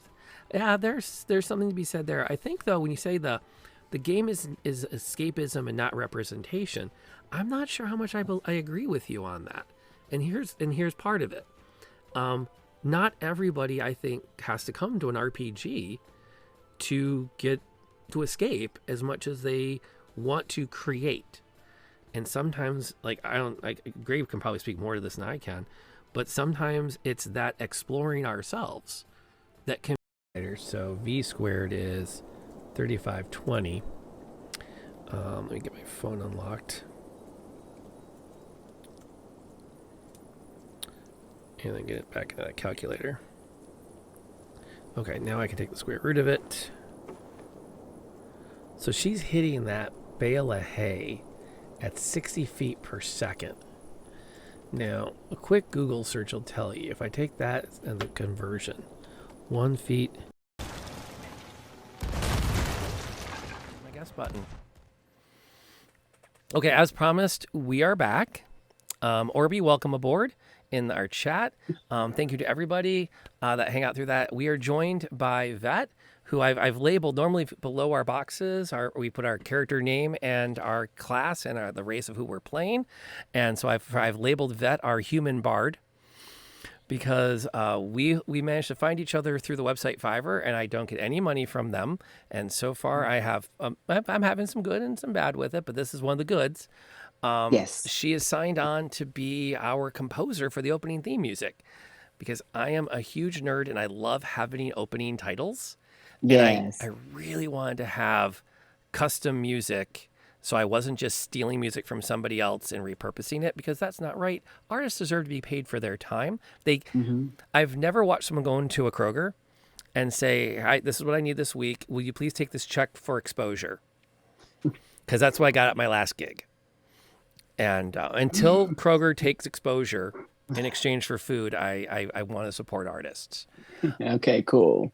So, Vet is signed on. Do you want to talk a little bit about some of your music history and what got you into writing jingles and themes and stuff? Sure. I have been a church musician for the last 29 years this coming Sunday. I started off playing by ear, and I still play the very first song that I ever played by ear, which is Silent Night. I am a Christmas kid still. And I've always loved jingles, and theme songs. And I would always sing them in my head and also play them by ear. I also read music as well. And I'm just absolutely just giggling about creating different theme songs for people in the past. I've done quite a bit in the last couple of years. And I just enjoy being part of creativity. And I love singing, I love music, I love having fun.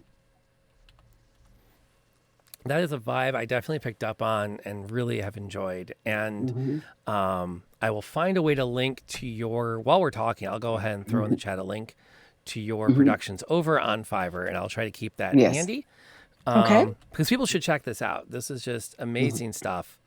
In fact, I remember when I was getting rolling, I asked someone, I have another friend that does streaming, and they have an animated opening. And I said, what's that usually kind of run? She's like, oh yeah, that took him like 18 months to put together. And it went, I'm like, oh, I don't know if we can pull that off. And I'm so geeked that we can. It is really, really fun. We got talking a little bit about some of the vision for this universe where this song is going to help introduce every episode. So the idea being that this is a world where fantasy has collided with our universe. There's it's a ruined apocalyptic setting where people from the Lord of the Rings will come walking through. I like the vision of someone with like an F1 series pickup that's permanently in neutral because he has a team of draft horses pulling it because the engine doesn't work anymore. And by the way, he has like an elf saying, a shotgun in the back with a bow and arrow because there aren't shotguns anymore. But there's all those weird artifacts. And then these 4 amazing players are going to be playing heroes, navigating that world. And so that's kind of the pitch we're at. We've introduced ourselves off stream to you briefly, but I would really love if each of the players can also tell you a little bit about the character and see if that helps give you some inspiration along the way. I will take volunteers for this because as a teacher, I know it's important to empower your class to feel ownership of a moment. I can go first if nobody else wants to. So, like I said, I'm Tiffany, or TS on this, and I am going to be playing a ranger who is a free runner or parkourer and has a pet pteranodon. Oh. That she found one day parkouring around, found an egg. Not all the rest of the eggs were broken, so she took it back and ended up hatching a raisin. So, okay, I think kind of where we've gotten with them so far. We're not even halfway through the weird yet. Oh, this is really not the weirdest one you're gonna get. No, this one's kind of a. I can't wait. Welcome. All right, next. Okay. I'll go next since I'm probably one of the weirdest you're gonna get. So I'm gonna be playing a little gnome girl who basically went into a 7-Eleven and brought everything to life. Like, she's got a slushy machine gun and a vending machine robot that runs around with her. She's an artificer, so she kind of like finds stuff and makes stuff out of it, like just running around being absolutely wild, basically. Love it. Love it. Okay. Okay. I'll go next. So my character is actually a cleric, like a healer, basically, who answers to a certain god. But with this whole situation, both my character and her god have been thrown into our dimension, basically, our reality.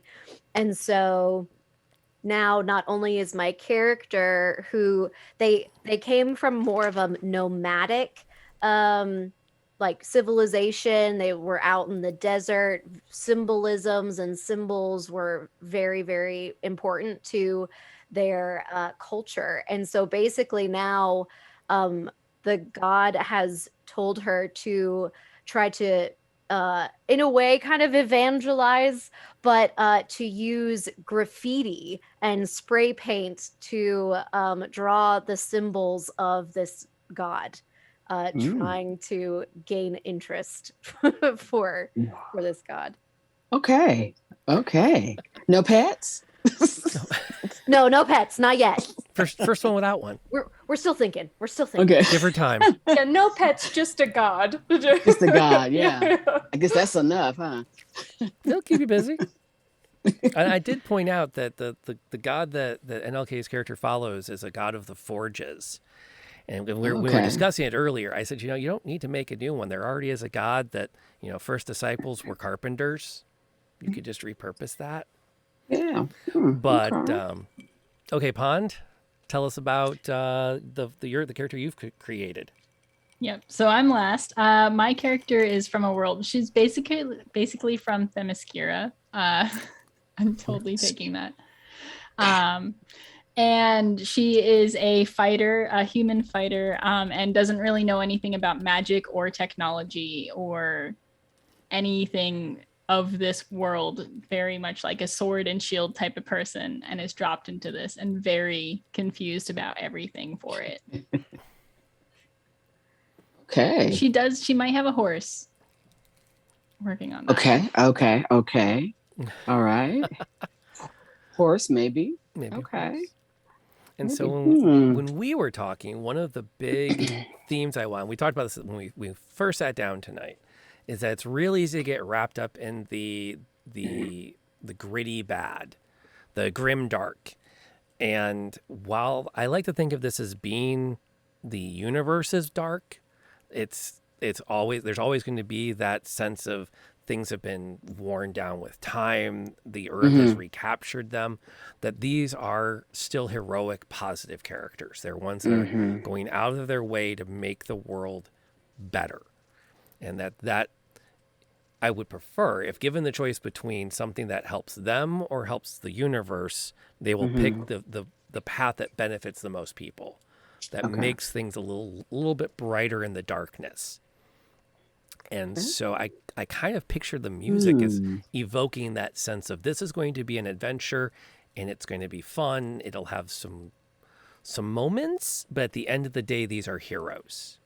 And they can't help that call to be heroes. And I do hope at some point you have forgiven me for putting that earworm in you when I mentioned Bonnie Raitt's Too late. Hero. Too late. Too late. Okay. Bunny Tyler. It's Bunny Tyler. Tyler, you're right. That's okay. It's all right. It's too late. You did it all weekend. I want to hear. Yeah, you did it. That was it. Well, it was funny too. I'm like, I don't know why when I typed up the thing too, but the Magnum PI theme seems to be one I go to a lot. Yeah, I know.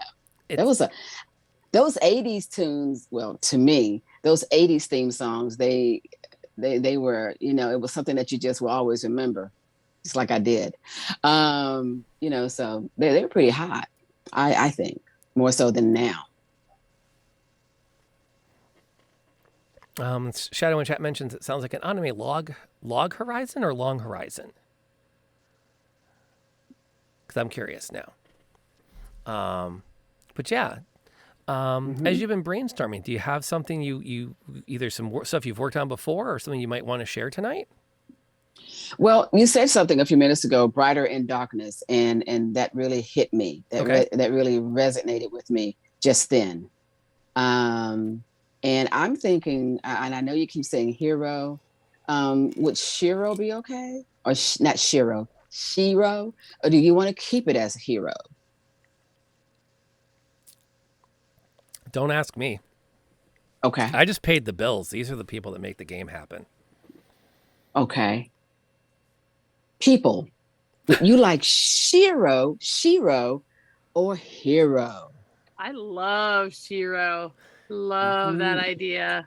Yeah. I agree. And that's what's been really hitting me all weekend. I'm like, yeah. Okay. I like that vibe. I feel like it's Shiro with quirk. Yes. Like it sounds from our characters. We all have these like sort of like quirky little bits and pieces. So I do love the idea of like that, like almost like 80s cartoon, like She-Ra or like something like that. Like kind of cool. That's kind of awesome. Okay. I will say with some disappointment that my 9-year-old did not want to watch She-Ra all the way through the remastered, and I just haven't had time to make myself watch it yet, but I want to because I've heard good things about it. Okay. Yeah. Okay. I'm just gonna throw that out there. I tried All right. as a dad. It just didn't click. Okay. But just go ahead. I was just gonna ask the ladies. So, you mentioned some type of quirk. Give me something from each of you. Just give me something. Give me a word. A word that would describe your characters. Just one word.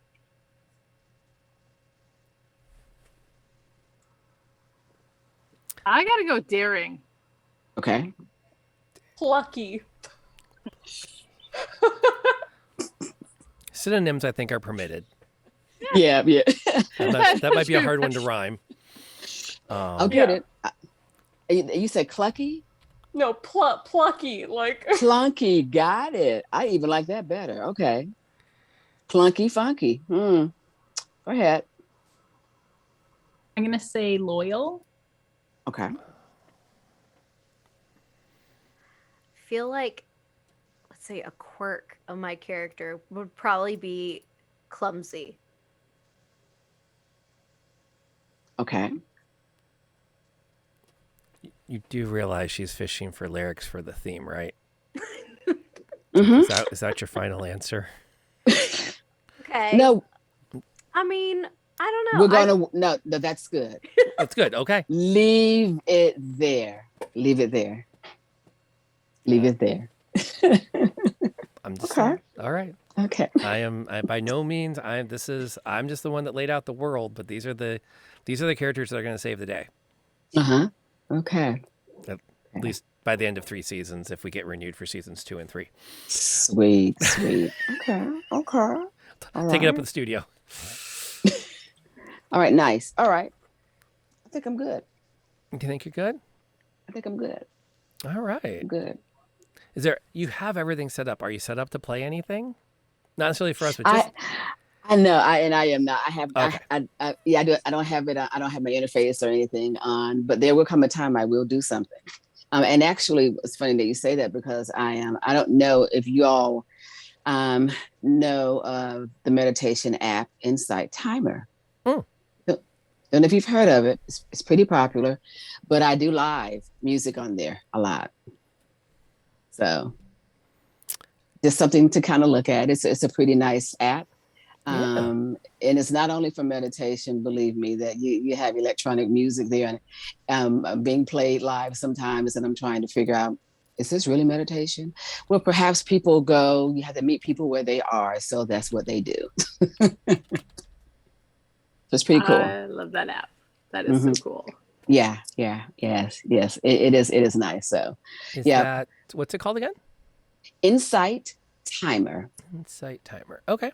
I'm looking it up now. Yeah. To throw a link in the chat. Okay. Because that's the way we roll here. Yeah. All right. Awesome. Well, it's what we do. We support everybody. Absolutely. And I will take a moment once I put that link in. I will, while we're talking music, shout out an amazing streamer that I've been following that I highly recommend. She actually let me use, I think this is her name. Hopefully that works. Nope, I'll have to look it up later. But her stream name is Kathleen L. And she, I'll make sure I have a link to her. She provided the music for the theme music we use for Candlekeep Adventures and for the Curse of Strahd games, the 2 I linked you. Okay. She said I could use her music on stream as long as I keep crediting back to her. Right. She's fun. And that also kind of shows what songs she's done that I'm like, I love this tune. So a little bit of my aesthetic, as much as I get a say in things. Yeah. As much as I get. Well, that's cool. I feel that is cool. I feel like I'm back to the wedding, because the only say I had in the wedding was how I signed the check. Well, that was very important. Yeah. Oh yeah, that was very important. Yeah, there's a picture in the photo album of it. There's like 90 pictures of them doing last minute alterations on my beautiful wife's dress, and there's me writing away. Yeah, there you go. Yeah, which was actually the most important, maybe second most important. Yeah. That was. It's going to take me a minute, folks. I'm mentally I'm mentally looking down the altar the minute she came out, and it's going to take me a minute to get back to all of you. And it's okay. We understand. We'll wait. We'll talk amongst ourselves. Okay, I'm good. Yes, I'm back. I'm back. I like Churchill and I share one great thing. Our greatest accomplishments were convincing our wives to marry us.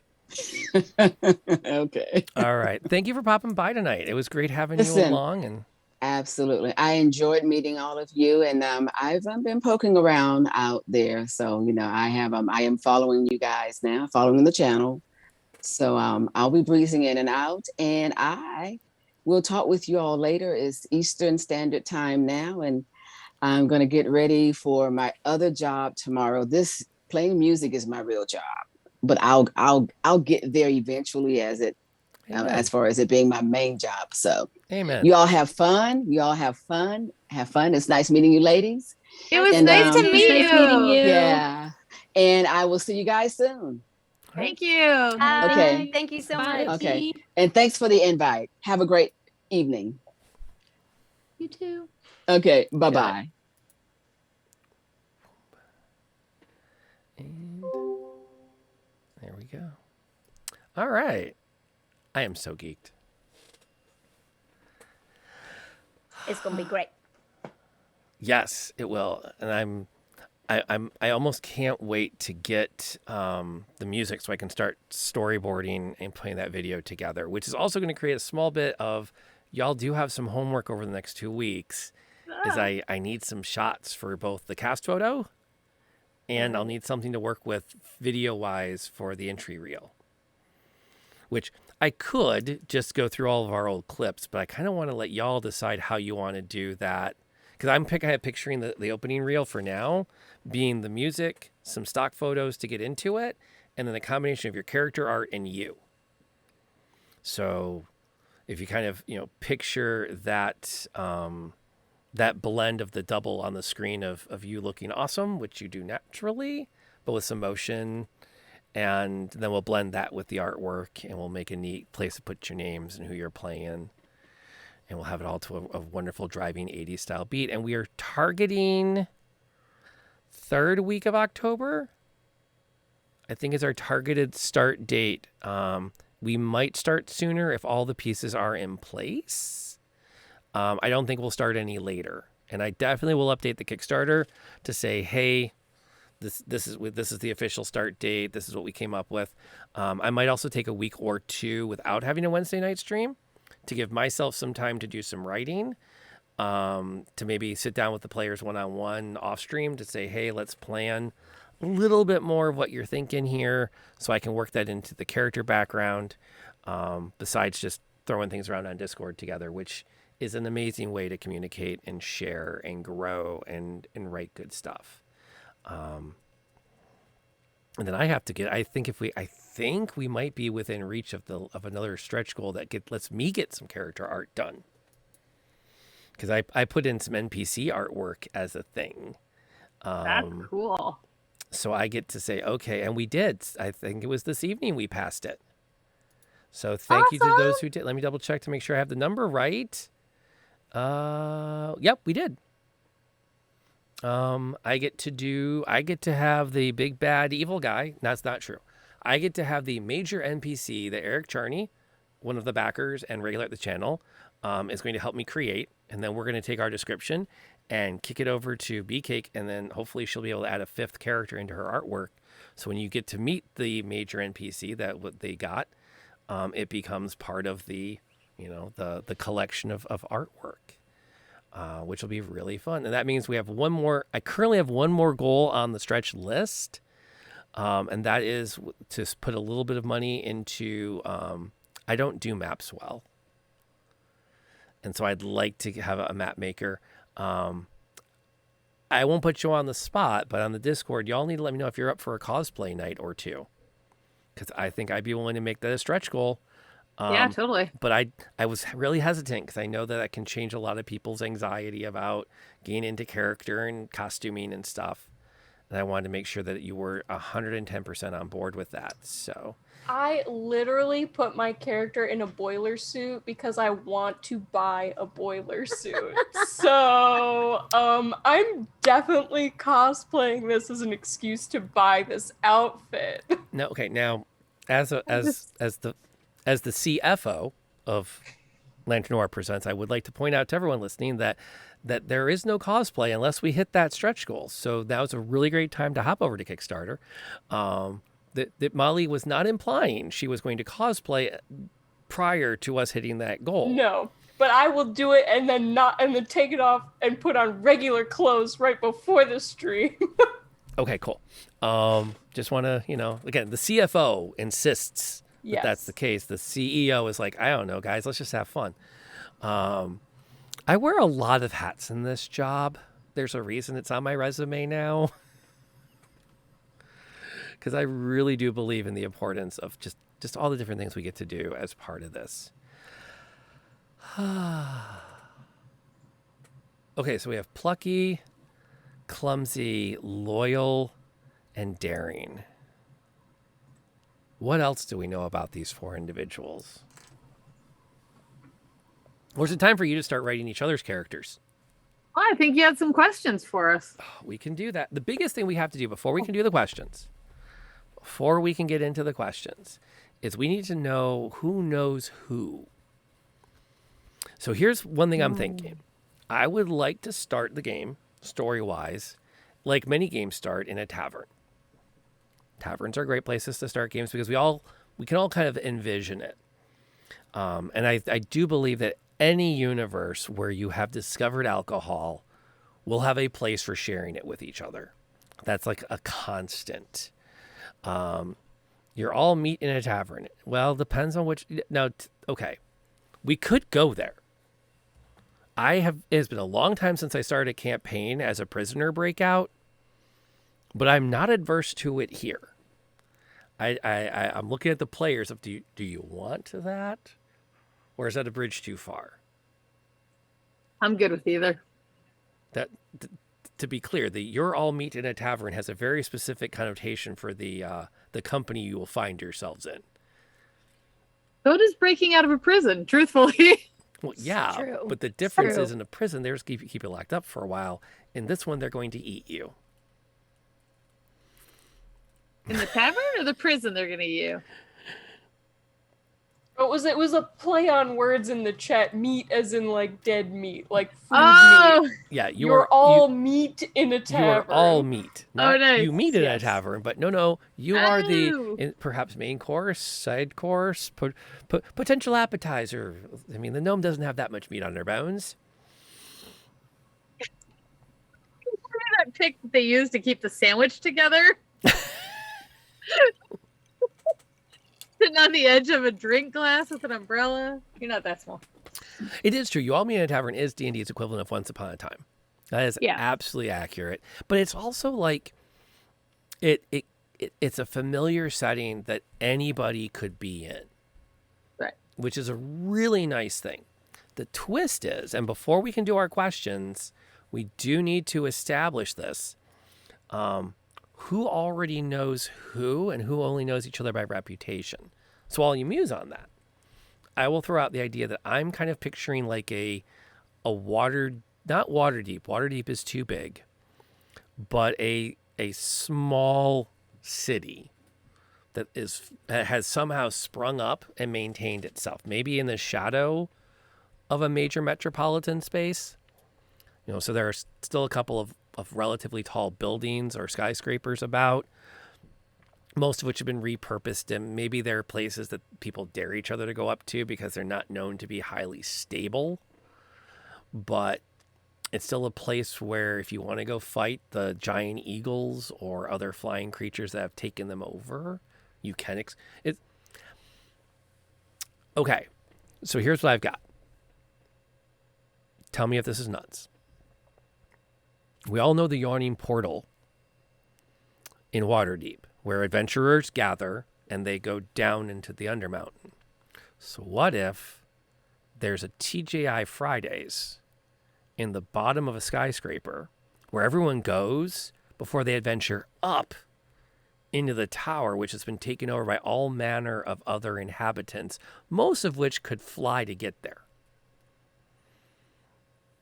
You had me at TGI Fridays. Okay. Cool beans. Of course, nobody knows what that stands for. Thank God it's Friday. Well, that's what you keep telling us, but it has to have more meaning than that. Like, who names a restaurant after, like, being excited for a Friday? Yeah, it stands for the god in Faerun, obviously. Obviously. I mean, it's got to be a shrine of some sort. I mean, look at all the flashy, dazzling colors. Right? The tusks, fins, trying to think of a good one for eye, and goat herds. I don't know. It's a shrine to something. Because that applies in any reality. Sure.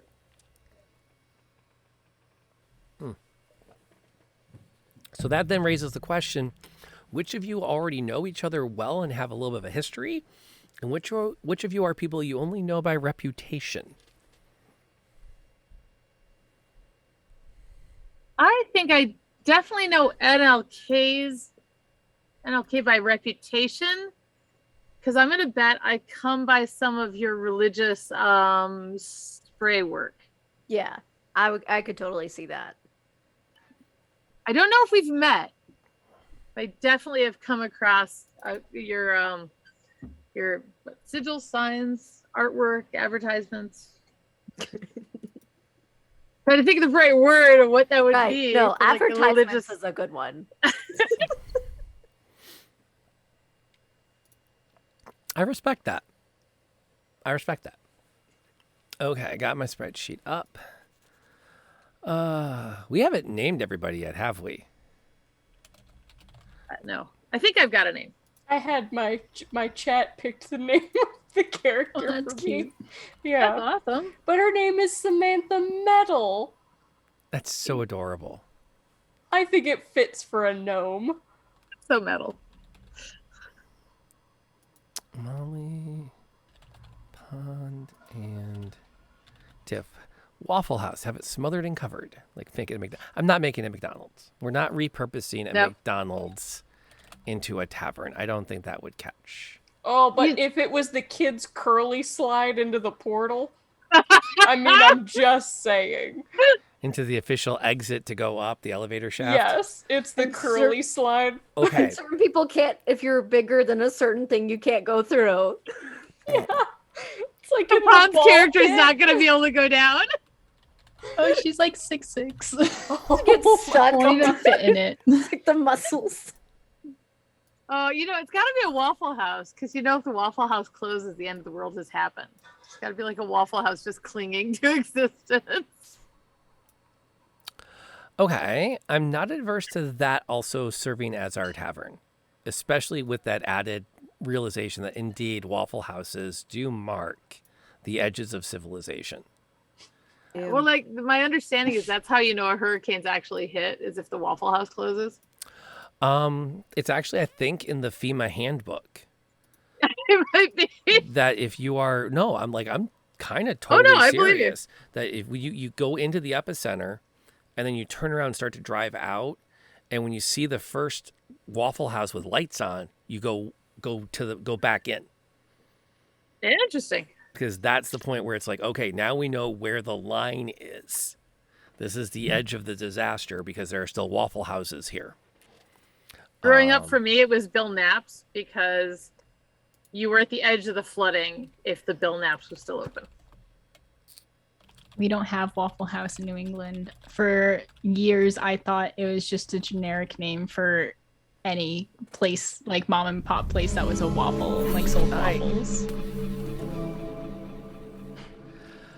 We have IHOPs here. I don't think we really have Waffle Houses. Dave never Michigan. fails to make an entrance. Dave, thank you so much for popping in Oh, wow. and just leveling us with gift subs tonight. Your generosity it knows no bounds, that's all I can really say. And I just want to say thank you so much for being part of the community.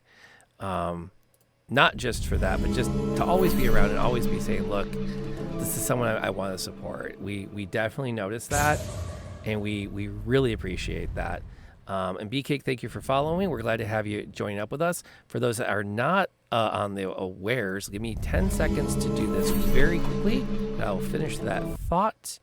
Boom. There we go. And we're good to go again. I'll turn that back on in a little while. Hey, we're both back to work, man. Like, I totally respect that. And I've really enjoyed talking shop with you. It's good to have other teachers on streams that we can yap with. And remind Lenarius I have to get in touch with them on Discord, because I think we have a thing we have to coordinate with.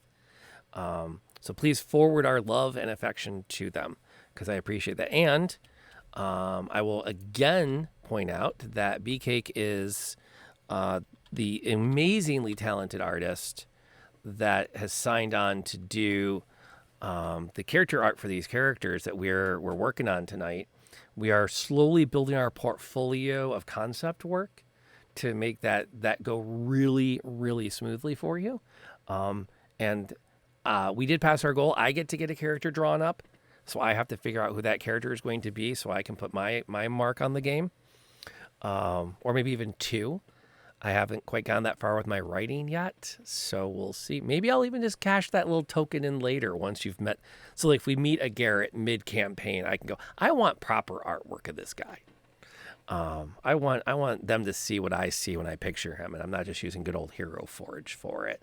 So that's another place for us to go. But quick confirmation, if y'all could just give me a thumbs up in the Zoom chat so I know that we're all on the same page, because if we're not, I know what I want to do with the time we have left this evening. So, because I do want to respect everybody's time. And we got through a lot tonight as far as like game prep goes. And I kind of know where I want to land with everything. So while you're doing that, I'm going to take a second to go off the question part and just do it like a general reminder about some things that I use on streams when I'm gaming to say, hey, let's be sure we're all on the same page. The biggest one I use is I like to use stoplights. So if the story goes in a direction, and I was Sunday night, we had a lot of heavy flirting in the game. The PCs came across the vampire spawn who was bored and a little bit, I don't know, Adam, how would you describe Asher? Frustrated, I guess. And he was really he wanted to get the dirt on the relationships of all of the party. So if we start doing something in the game where you're like, oh man, I don't know about this. This is a little bit weird. I don't want to go down this road. Either in chat, so either in the Zoom chat or just out loud, just say, hey, this is a yellow light.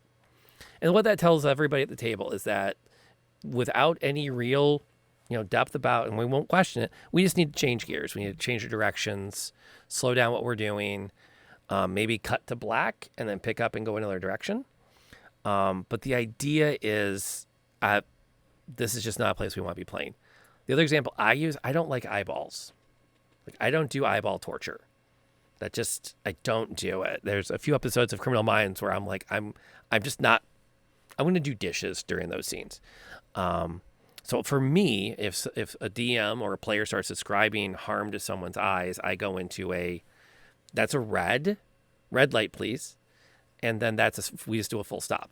Then we pick up again after the scene and after we've all had a chance to talk to make sure we're on the same page and that we want to keep playing tonight.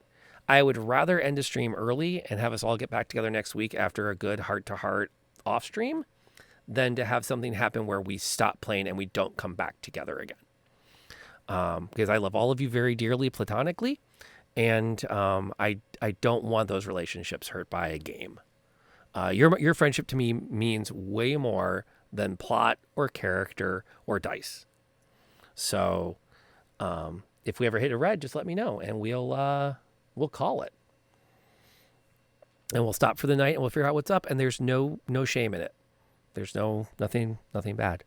I would add to that, please don't be afraid to reach out to me on Discord, which is like currently our preferred chat with a private message. I want to say now that she's got her earbud back in, Molly, I consider one of my best friends because more than once I have put an idea out there and Molly has very politely and very firmly said, Rob, that's a stupid idea. Don't do that. Now she says it in a different way. Because again, politely. I was about to say, I don't think I've ever.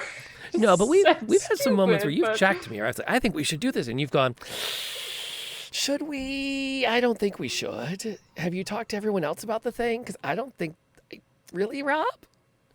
And I've gone, I'm glad I have a friend who can say that to me before Molly has been very kind to me, and a few times she's noticed my foot flying towards my mouth, and she has very politely reached out and just put that back down. I'm also the person that will always point out if someone has food on their face, which I didn't know that some people think is rude, but is it not rude not to say anything? I always thought it was ruder not to say anything. Yeah, me too. You try and be subtle about it, but... Yeah. So I really appreciate that. And that's a great place for us to talk to. And then I'm a phone call away. So again, it's really important that if anything happens, please let me know. And we'll do our best to make sure we can remedy it. If it's an in-game or out-of-game thing. And again, I like my lights. Keeps it simple. When you crit me, that's a red light stop. Dude, your character is dead. Get over it. I mean, he wasn't dead for that long. He's a reborn now because he swore an oath to protect Irina onto death. And now that he's dead, he doesn't have a choice. He has to keep protecting her. Tune in Sundays at 7. Okay. Who else knows each other and doesn't know each other, I guess, is the next question. And I'm watching the clock. We might actually not do all of these tonight on stream. We might just do one round just because of the time we have available. And I'd rather respect your time and then do this off stream or another session than run too late. Because we have already done a lot of creative work. So far, we've established that... Where's my things? The parkour ranger and the forge cleric have not met. Okay. But we know of each other. They know of each other. They've heard of each other. Who else has already met? Where do we already have an established friendship or two? I wonder if me and NLK know each other, because we're both like, I feel like I'm running around like doing finding scrap metal and stuff, and maybe I was like, oh, like in a dark alley. Yeah, like just like like literally like scrounging for scraps, and then it was like, wait a minute, is she building something? And I had to introduce myself. Right, because if I'm using like the forge, like heat metal stuff, then that would have drawn you to that as well. Yeah. So, and I probably don't understand most of what you do, but I think it's really cool. Okay.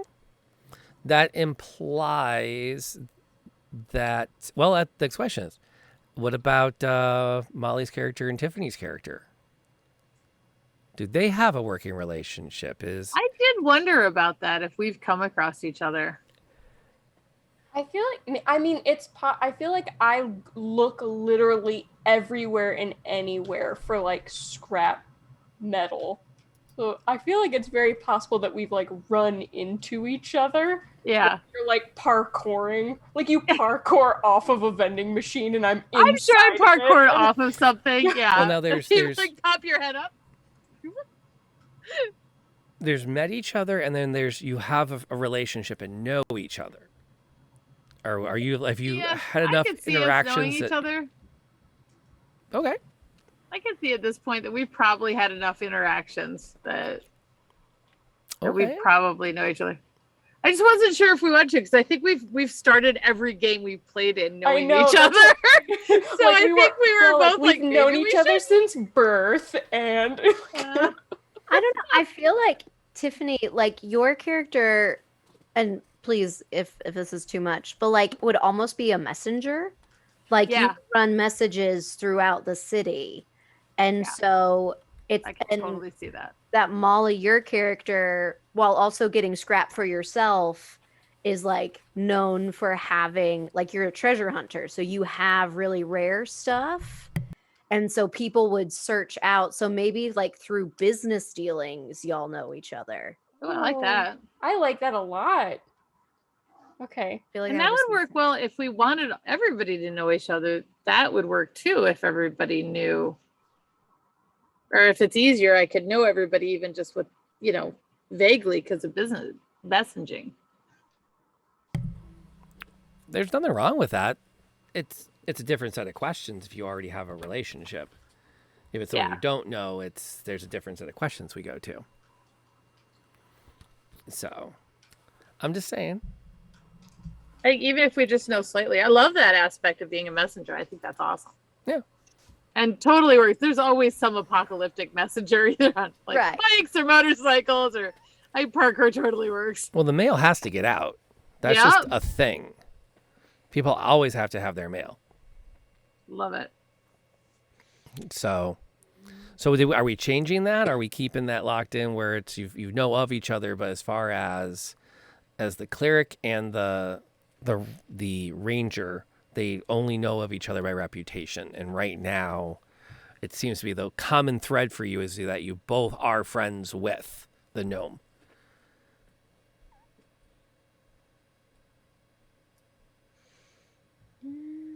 Wait, run that thread Yeah, I got past me lost. one more time. Okay. Everyone knows everybody on a level, but the only real friendships, the I know this person, is right so far because Pon's being pointedly quiet. I'm just waiting. That's fine. That's fine. Is that everybody so far knows the gnome and is friends with them, but not necessarily friends with each other. So right now, the cleric and the artificer know each other and have hung out enough to say, yeah, we've hung out. I know stuff about them. And ditto for the ranger and the artificer. But the cleric and the ranger are like, I don't really know you that well. I could totally see the ranger delivering stuff and critiquing your messages. I could totally see but popping in and critiquing the advertisements and then. Well, and this was something that I was gonna bring up, that I'm kind of wondering if my character should have like very little artistic ability.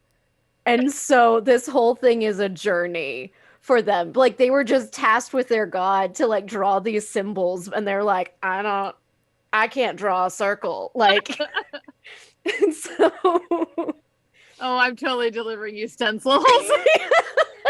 So it's that sort of thing of where you're like, oh, poor baby, like can't even like struggle. Is that a dog? Is that a dog? Right. Are you yeah, it's like it's not a dog. No, it's supposed to be the goddess. See, there's you know what? I you know what? If I turn my head, yeah, okay, I see it. You just gotta watch it at this angle. I have this vision. And squint. I have this vision of the cleric, like, going out using like the last of her last 2 cans of paint to finish another mural and thinking, I gotta go get more, and walks off proudly of having marked the side of a ruin. And then the shimmering essence of the god appears and just goes, like super proud and just be like, perfect. Just walks away. and you know that they can't fault you because your faith is so pure. Right. And they want to, and the things they say to the other gods over coffee on Thursdays. Oh my god, is the god literally doing the like, this goes right on the fridge? Oh, it's so perfect. We love this. I'm just this little bean that's just like, do you like it? Oh, your use of color's really vibrant. Thanks. There's a lot of mom energy here right now. I love it. Oh, okay. That still doesn't answer the question. Yes. Are you friends? I decided that I am friends with NLK whether they want me to be or not. Done. We have definitely had multiple run-ins. All right. Yes. Wow, that was like pulling teeth. Well, there's so many levels. Right. And I feel like my character has seen Molly's character. But are we friends? Like, have we bonded over this, like, being able to shape metal sort of thing? Or... Yeah, I mean, I think so. I think I would have been... I'm very intrigued by anybody else who also creates things in any fashion. And Okay. It's like, ooh, what are you creating? But I could see us definitely like hanging out. And then I'm like, okay, I'm off to gather more scrap. I'll see you in a couple weeks. Like, Okay, bye. Yeah. Oh my god, what if we're roommates? Oh my god, I love it. I absolutely love it. Hold on a second. Yes. And we just are in this like abandoned, like, we can think of something like... Oh my god, perfect. I actually love this. Like an abandoned 7-Eleven is where we've like yes pulled up, and you have your workshop, and like that's how I'm also, because then you can also source me paint, because I was trying to figure out how I would keep getting like spray Yes. paint, so you could be my source for spray paint. Okay. And then that's how I love this. But Okay. like, can the inside of our 7-Eleven look like in Wall-E, his my gosh. house with Yes. all the stuff? Like the thousands of things. And then like there's just a small little part carved out that's like my bed. Yes. And the rest is just organized scrap metal. Right. Yes. I love this. Okay. Amazing.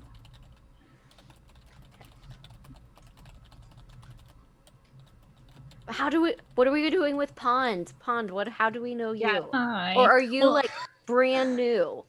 Well, I was wondering when was the latest surge? When was that? Worldwide, about 16 hours ago. Can I be from that? Locally, it no. Okay. Well, and here, okay, I know that sounds. I don't say no often, so let me back it up with a bit of the no. Is that when we do as part of this model for putting a party together, is built around some level of connection to everybody, even if you're strangers, you at least have heard of them. Okay. And so I like the idea of everybody having a little bit of you've been around long enough to have heard reputations, or you've been around long enough to have made guesses.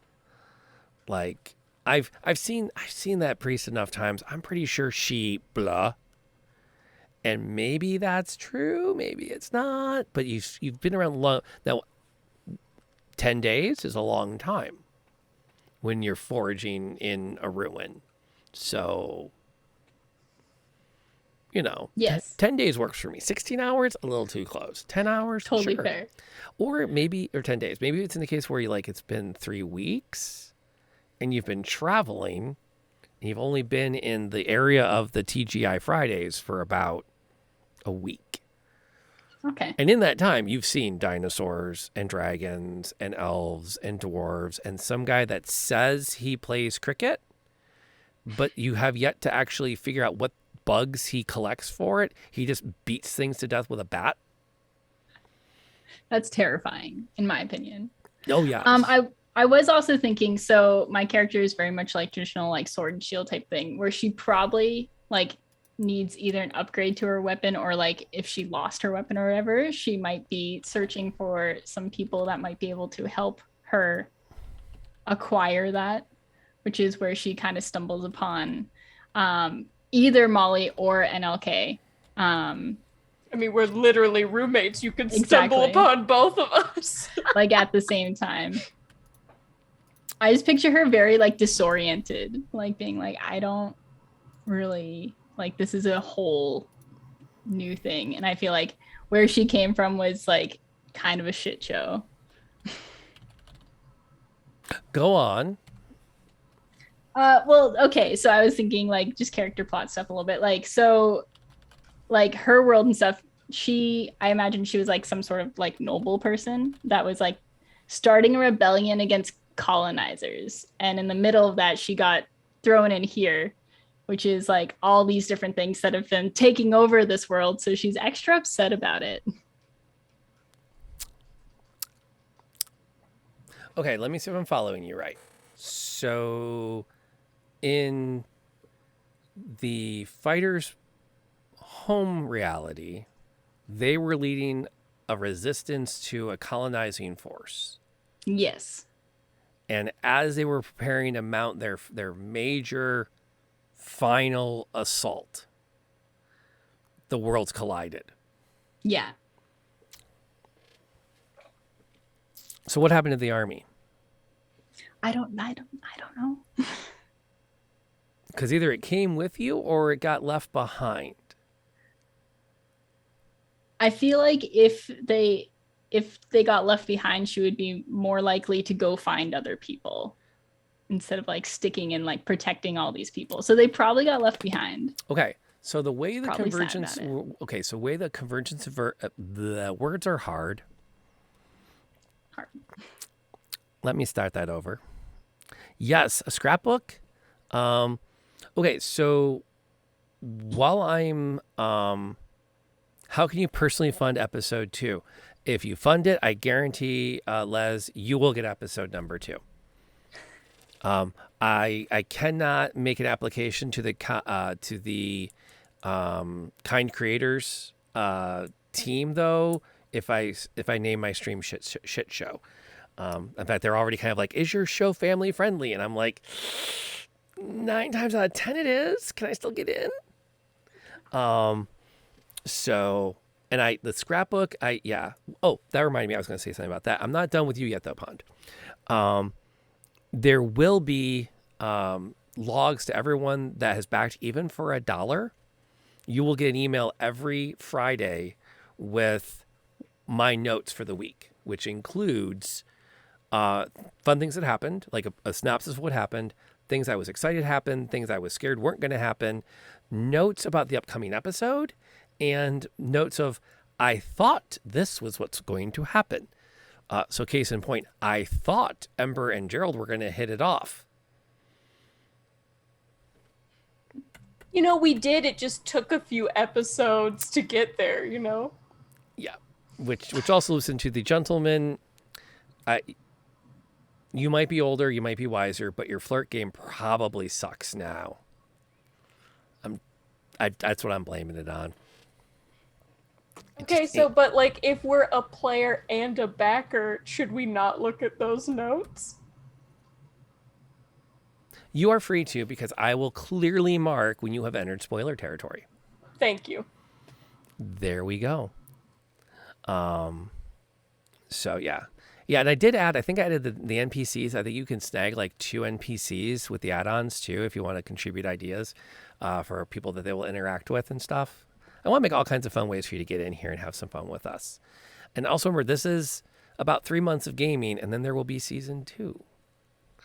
So, and I already have some idea of how to wrap up season 1, so that if anyone says that they need a schedule change, there's a conflict with the other show they're doing, they want to take some time to work on their memoir and stay away from television for a while, we can write them off in a way that's creative and fun. But Shadow, I'll get to that question in 10 seconds. I want to finish my thought about Pon's army. In Reality Prime, a Convergence event is a dot that expands outward as Reality Prime is erased and the new reality comes in. So if you picture that from the other side of the mirror, you're watching the other reality kind of like donut a little bit, where it's sweeping out from some point and stuff is just sort of like appearing and transforming. So I'm kind of imagining your rebellious self is maybe doing a scouting mission when this happens. So you're away from the main army, and then the Convergence walls sweep in and just sort of suck up you and all of that wilderness, cutting you off from everything. Do you have a strong opinion about how many of the colonizers make it through?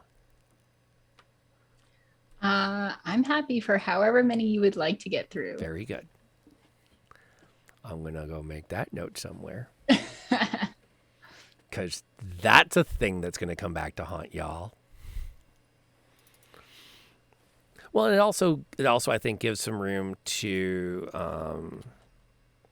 it gets some good story arcs. I think something that this fighter is going to want is any lead to the army is going to quickly become I want to find out what that is, because that could lead me back to the fight I'm trying to fight.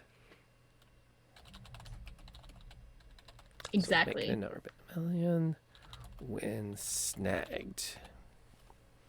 And then to answer the question from the chat about the world, which is part of the fun of all of this, I pinned it and I forgot what the question was.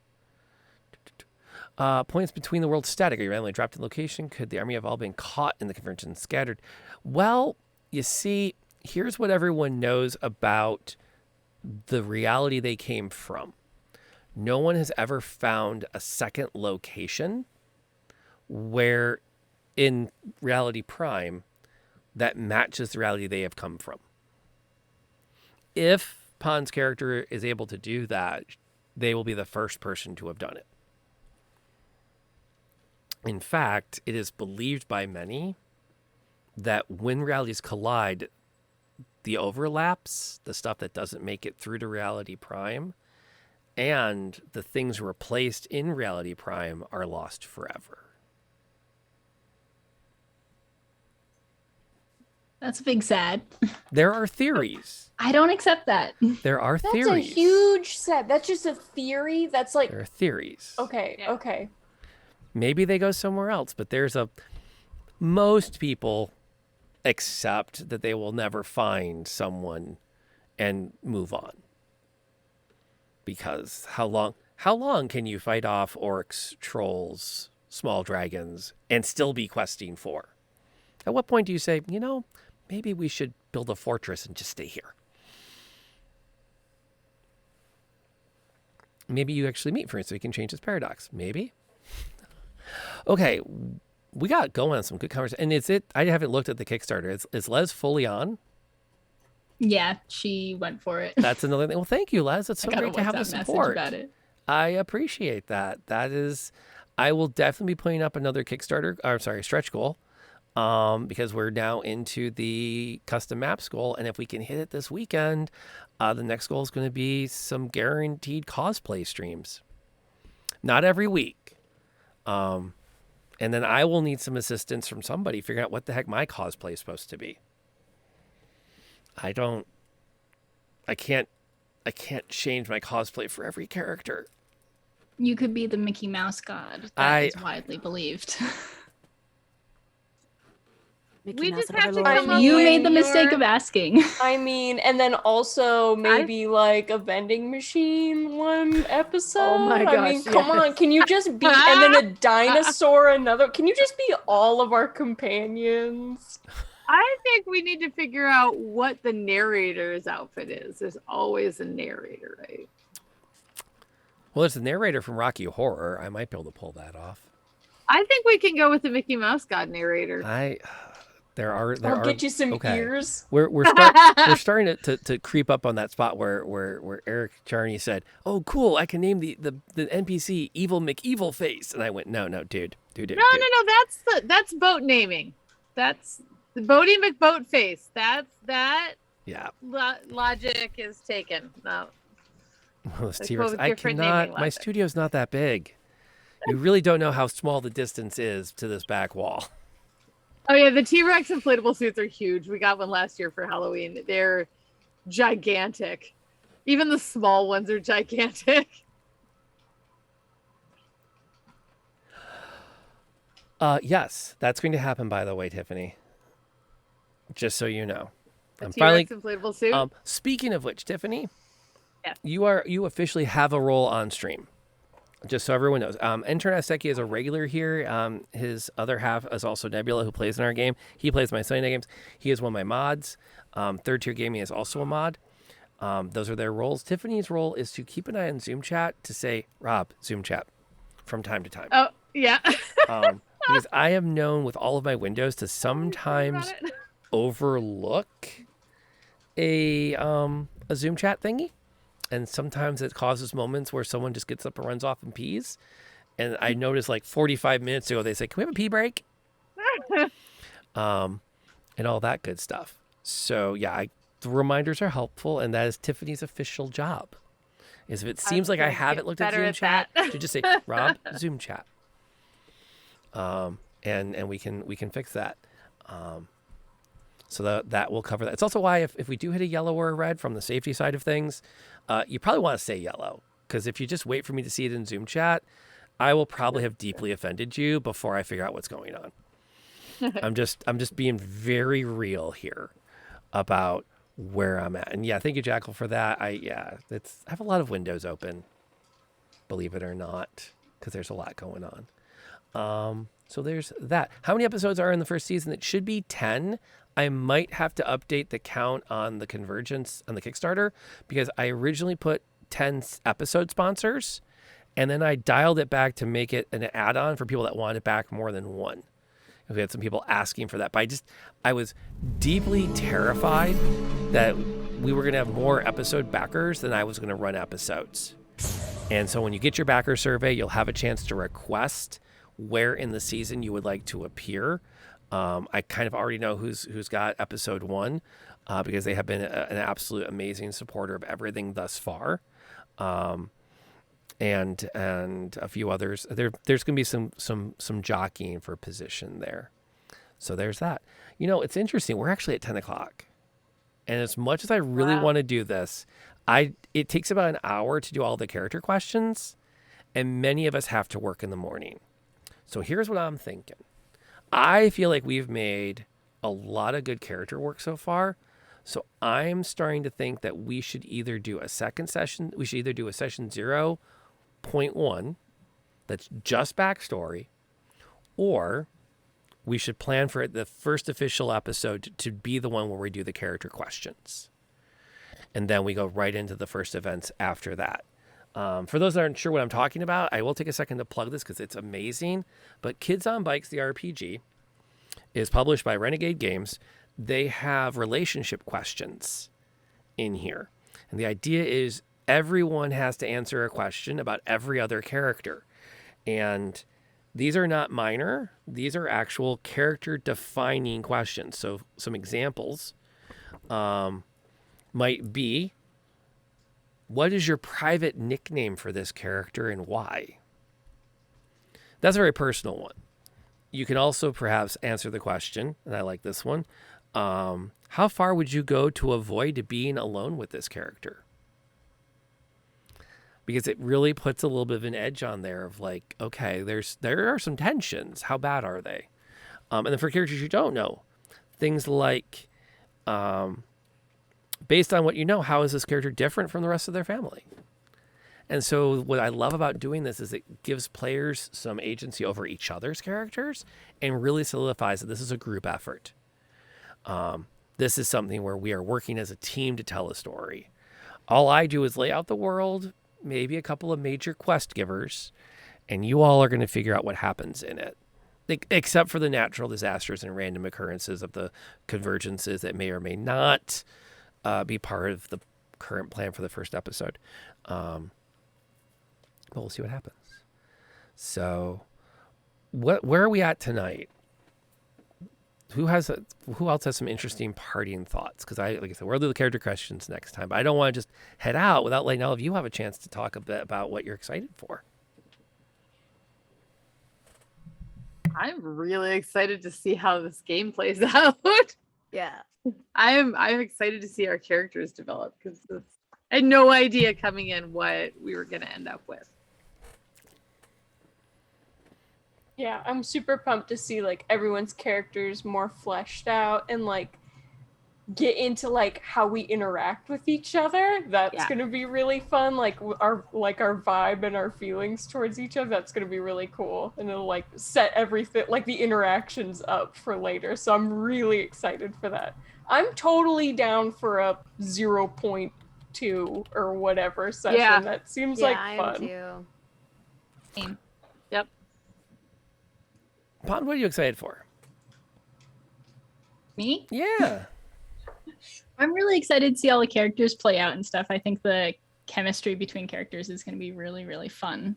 Yeah, and I think there's an awesome group of people here, so it's going to be a good time. Well, 4 awesome people and 1 old fart.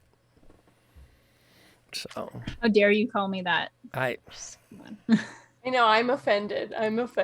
Just remember. Actually, truthfully, I am older than you. I know. So I'd be the old bird. Remember, though, I'm the one that at one point had someone look at him and say, so do you remember name? They had you as a teacher? Yeah. That's my dad. Okay, one. Cool. So it comes for all of us.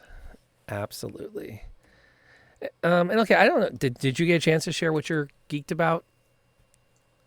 I'm really excited to play, honestly. It's been so long since I've been able to be part of a campaign and to go beyond a one shot. And so I'm just really excited. I'm really excited for the adventure. And I think we are going to cause so much chaos with this group, and it's going to be so good. We already have dinosaurs and a vending machine. Like, starting off, it's going to be great. Technically, I don't think we have the vending machine until level 3, right? Oh, that's right, level 3. Yeah. She keeps. You do have the frozen Slurpee backpack. Yes, though. we do have a slushy machine. Mr. Freezy is with us to the end. He's a ride or die, so. People born in the 1900s. That's yeah. That's a thing. That's a thing. Man, and it does catch up with you really fast. Really fast. Okay. I was stupid late with this. So Jackal, you are still here. I do want to thank you for that resubscribe with the Prime. It's great to have you as part of our community for 2 straight months. I am terrible when it's not a game stream about being on top of my call outs, and I apologize. But I do get wrapped up in the stuff that's happening up here. So to that end, what I'd like to do is I'm going to send all of you in chat off somewhere else, because I am a huge believer in the importance of positive rating. There was even talk about gathering an army of raiders in the near future, where we're just going to we're going to raid every 15 minutes into another channel, and we're only going to turn on our channels to bring our communities together to join the raid and just get a big pile of positive energy tromping through Twitch. And I will say that I will marshal every yeoman at my disposal to that cause. Understand, of course, that many of you already have sworn fealty to others, which is fine. I respect that. But as long as we all end up on the same battlefield on the same side, I call it a win.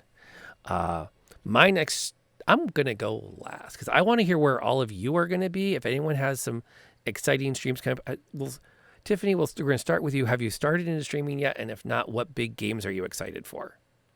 I am not into streaming yet. I still just stream on your channel. So what other games are you excited for this week? Because I know you're not just hanging out with me. I'm not. Actually, well, I've got my Thursday night game, which I'm super excited about. But in good news, I got a job. So new games are kind of on hold a little bit because I've got homework for the new job, and then it starts the 27th, and that is like super exciting and crazy terrifying because I am back in the corporate world, which I have not been in for a while. So there's actually just a lot of home stuff going on right now. So there's not a lot of games coming up, although I am closer to actually finally running my Humblewood game. I'm aiming for a Humblewood Halloween adventure. That'll be gives me months. I could do that. I have ideas there. That's awesome. Yeah, well, I'll pitch that at the back end of this. Yeah. And okay, what you had a heck of a party yesterday. I did. How are you feeling after the party, and what's coming up? Recovering just a little bit, but no, we had a really, really fun time yesterday. But what's coming up is we're playing through Resident Evil Village right now and just having a great time. Although we moved on from we called her Mother Milkers. So now the rest of the game will just not live up to the hype. But no, we're having a really good time playing through that.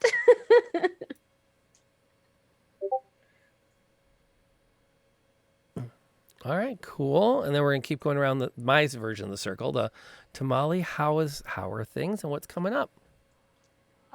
So I'm wrapping up my busy season at work, which means I'm finally gonna have like energy on the weekends. So I'm gonna hopefully be able to start maybe doing a stream or two more on the weekends, which will be nice. I do have some doodle dates that I have set up with a buddy Geeky and Tiff. And anybody who draws, anyone who wants to stream and draw together, I do doodle dates on the weekends, so we should set that up. I have a doodle date with you. Yes, so we should definitely set that up for sure. But yes, I'm very excited to have some free time back again. So that's that. Cool. Pond, tell us a little bit about what's happening in your neck of the Twitchverse. So my normal schedule is getting a little flopped because I've been having to work evenings lately, and I'll be working this Friday evening, which I usually stream. So I'm going to try and stream in the morning instead, and that'll be really fun. I picked back up Fire Emblem, and I'm no plan to stop it until I beat all the playthroughs so I can tell everyone that Black Eagles is still the best house and no one can tell me otherwise. So that's been doing that. And then Sunday I'll be doing my D&D stream at 6 p.m. EST as usual with a bunch of chaotic friends. And yeah, that's really If you it. only watch one D&D game on Sundays, I really actually recommend you watch Pawns. Because it is really, really fun. And the characters are really neat. And she's not joking. They get up to some major shenanigans, which is a lot of fun.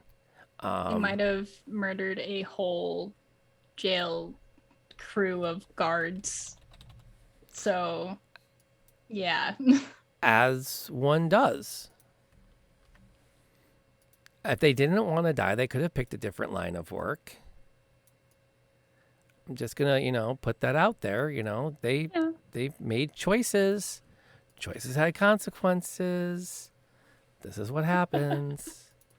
And then for my part, I'm going to be. I'm actually going to go be the master of ceremony for a storytelling event this weekend, which I am both excited and terrified to be part of. I was recruited after the grant had been written with my name in it as a master storyteller who would be conducting trainings. They asked me to be part of it after the money had been allocated for everything.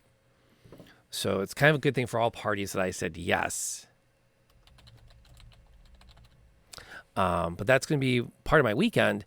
But I am planning on getting on stream on Saturday to do a Kickstarter wrap up and reflection because I don't think I can get up early enough. Sunday morning, the Kickstarter wraps up Sunday at noon. So I have to kind of, I just don't know if I can get on stream Sunday morning at the butt crack of dawn to do that. So I'm planning something Saturday.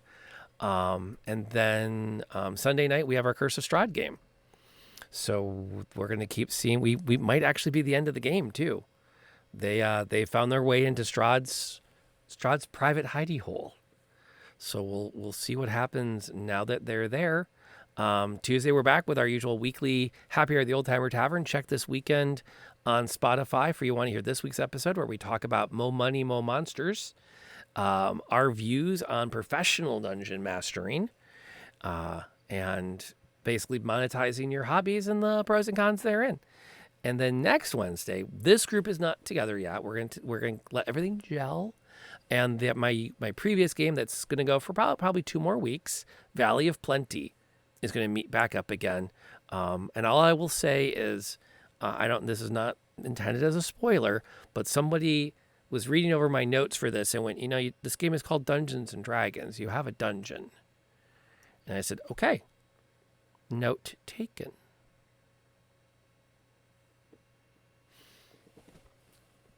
And that was that right there. That's the look I wanted to get, and I love it. So I'm going to send everybody off, though. So thank you so much for your support tonight and hanging out with all of us. If you have not, please absolutely show all of these lovely beings your love. They're going to be, I'm going to pop it up here now, Concast. You can check them out at just give them follows if you haven't already. I mean, if you're following me and not them, you've got it backwards. So get on that.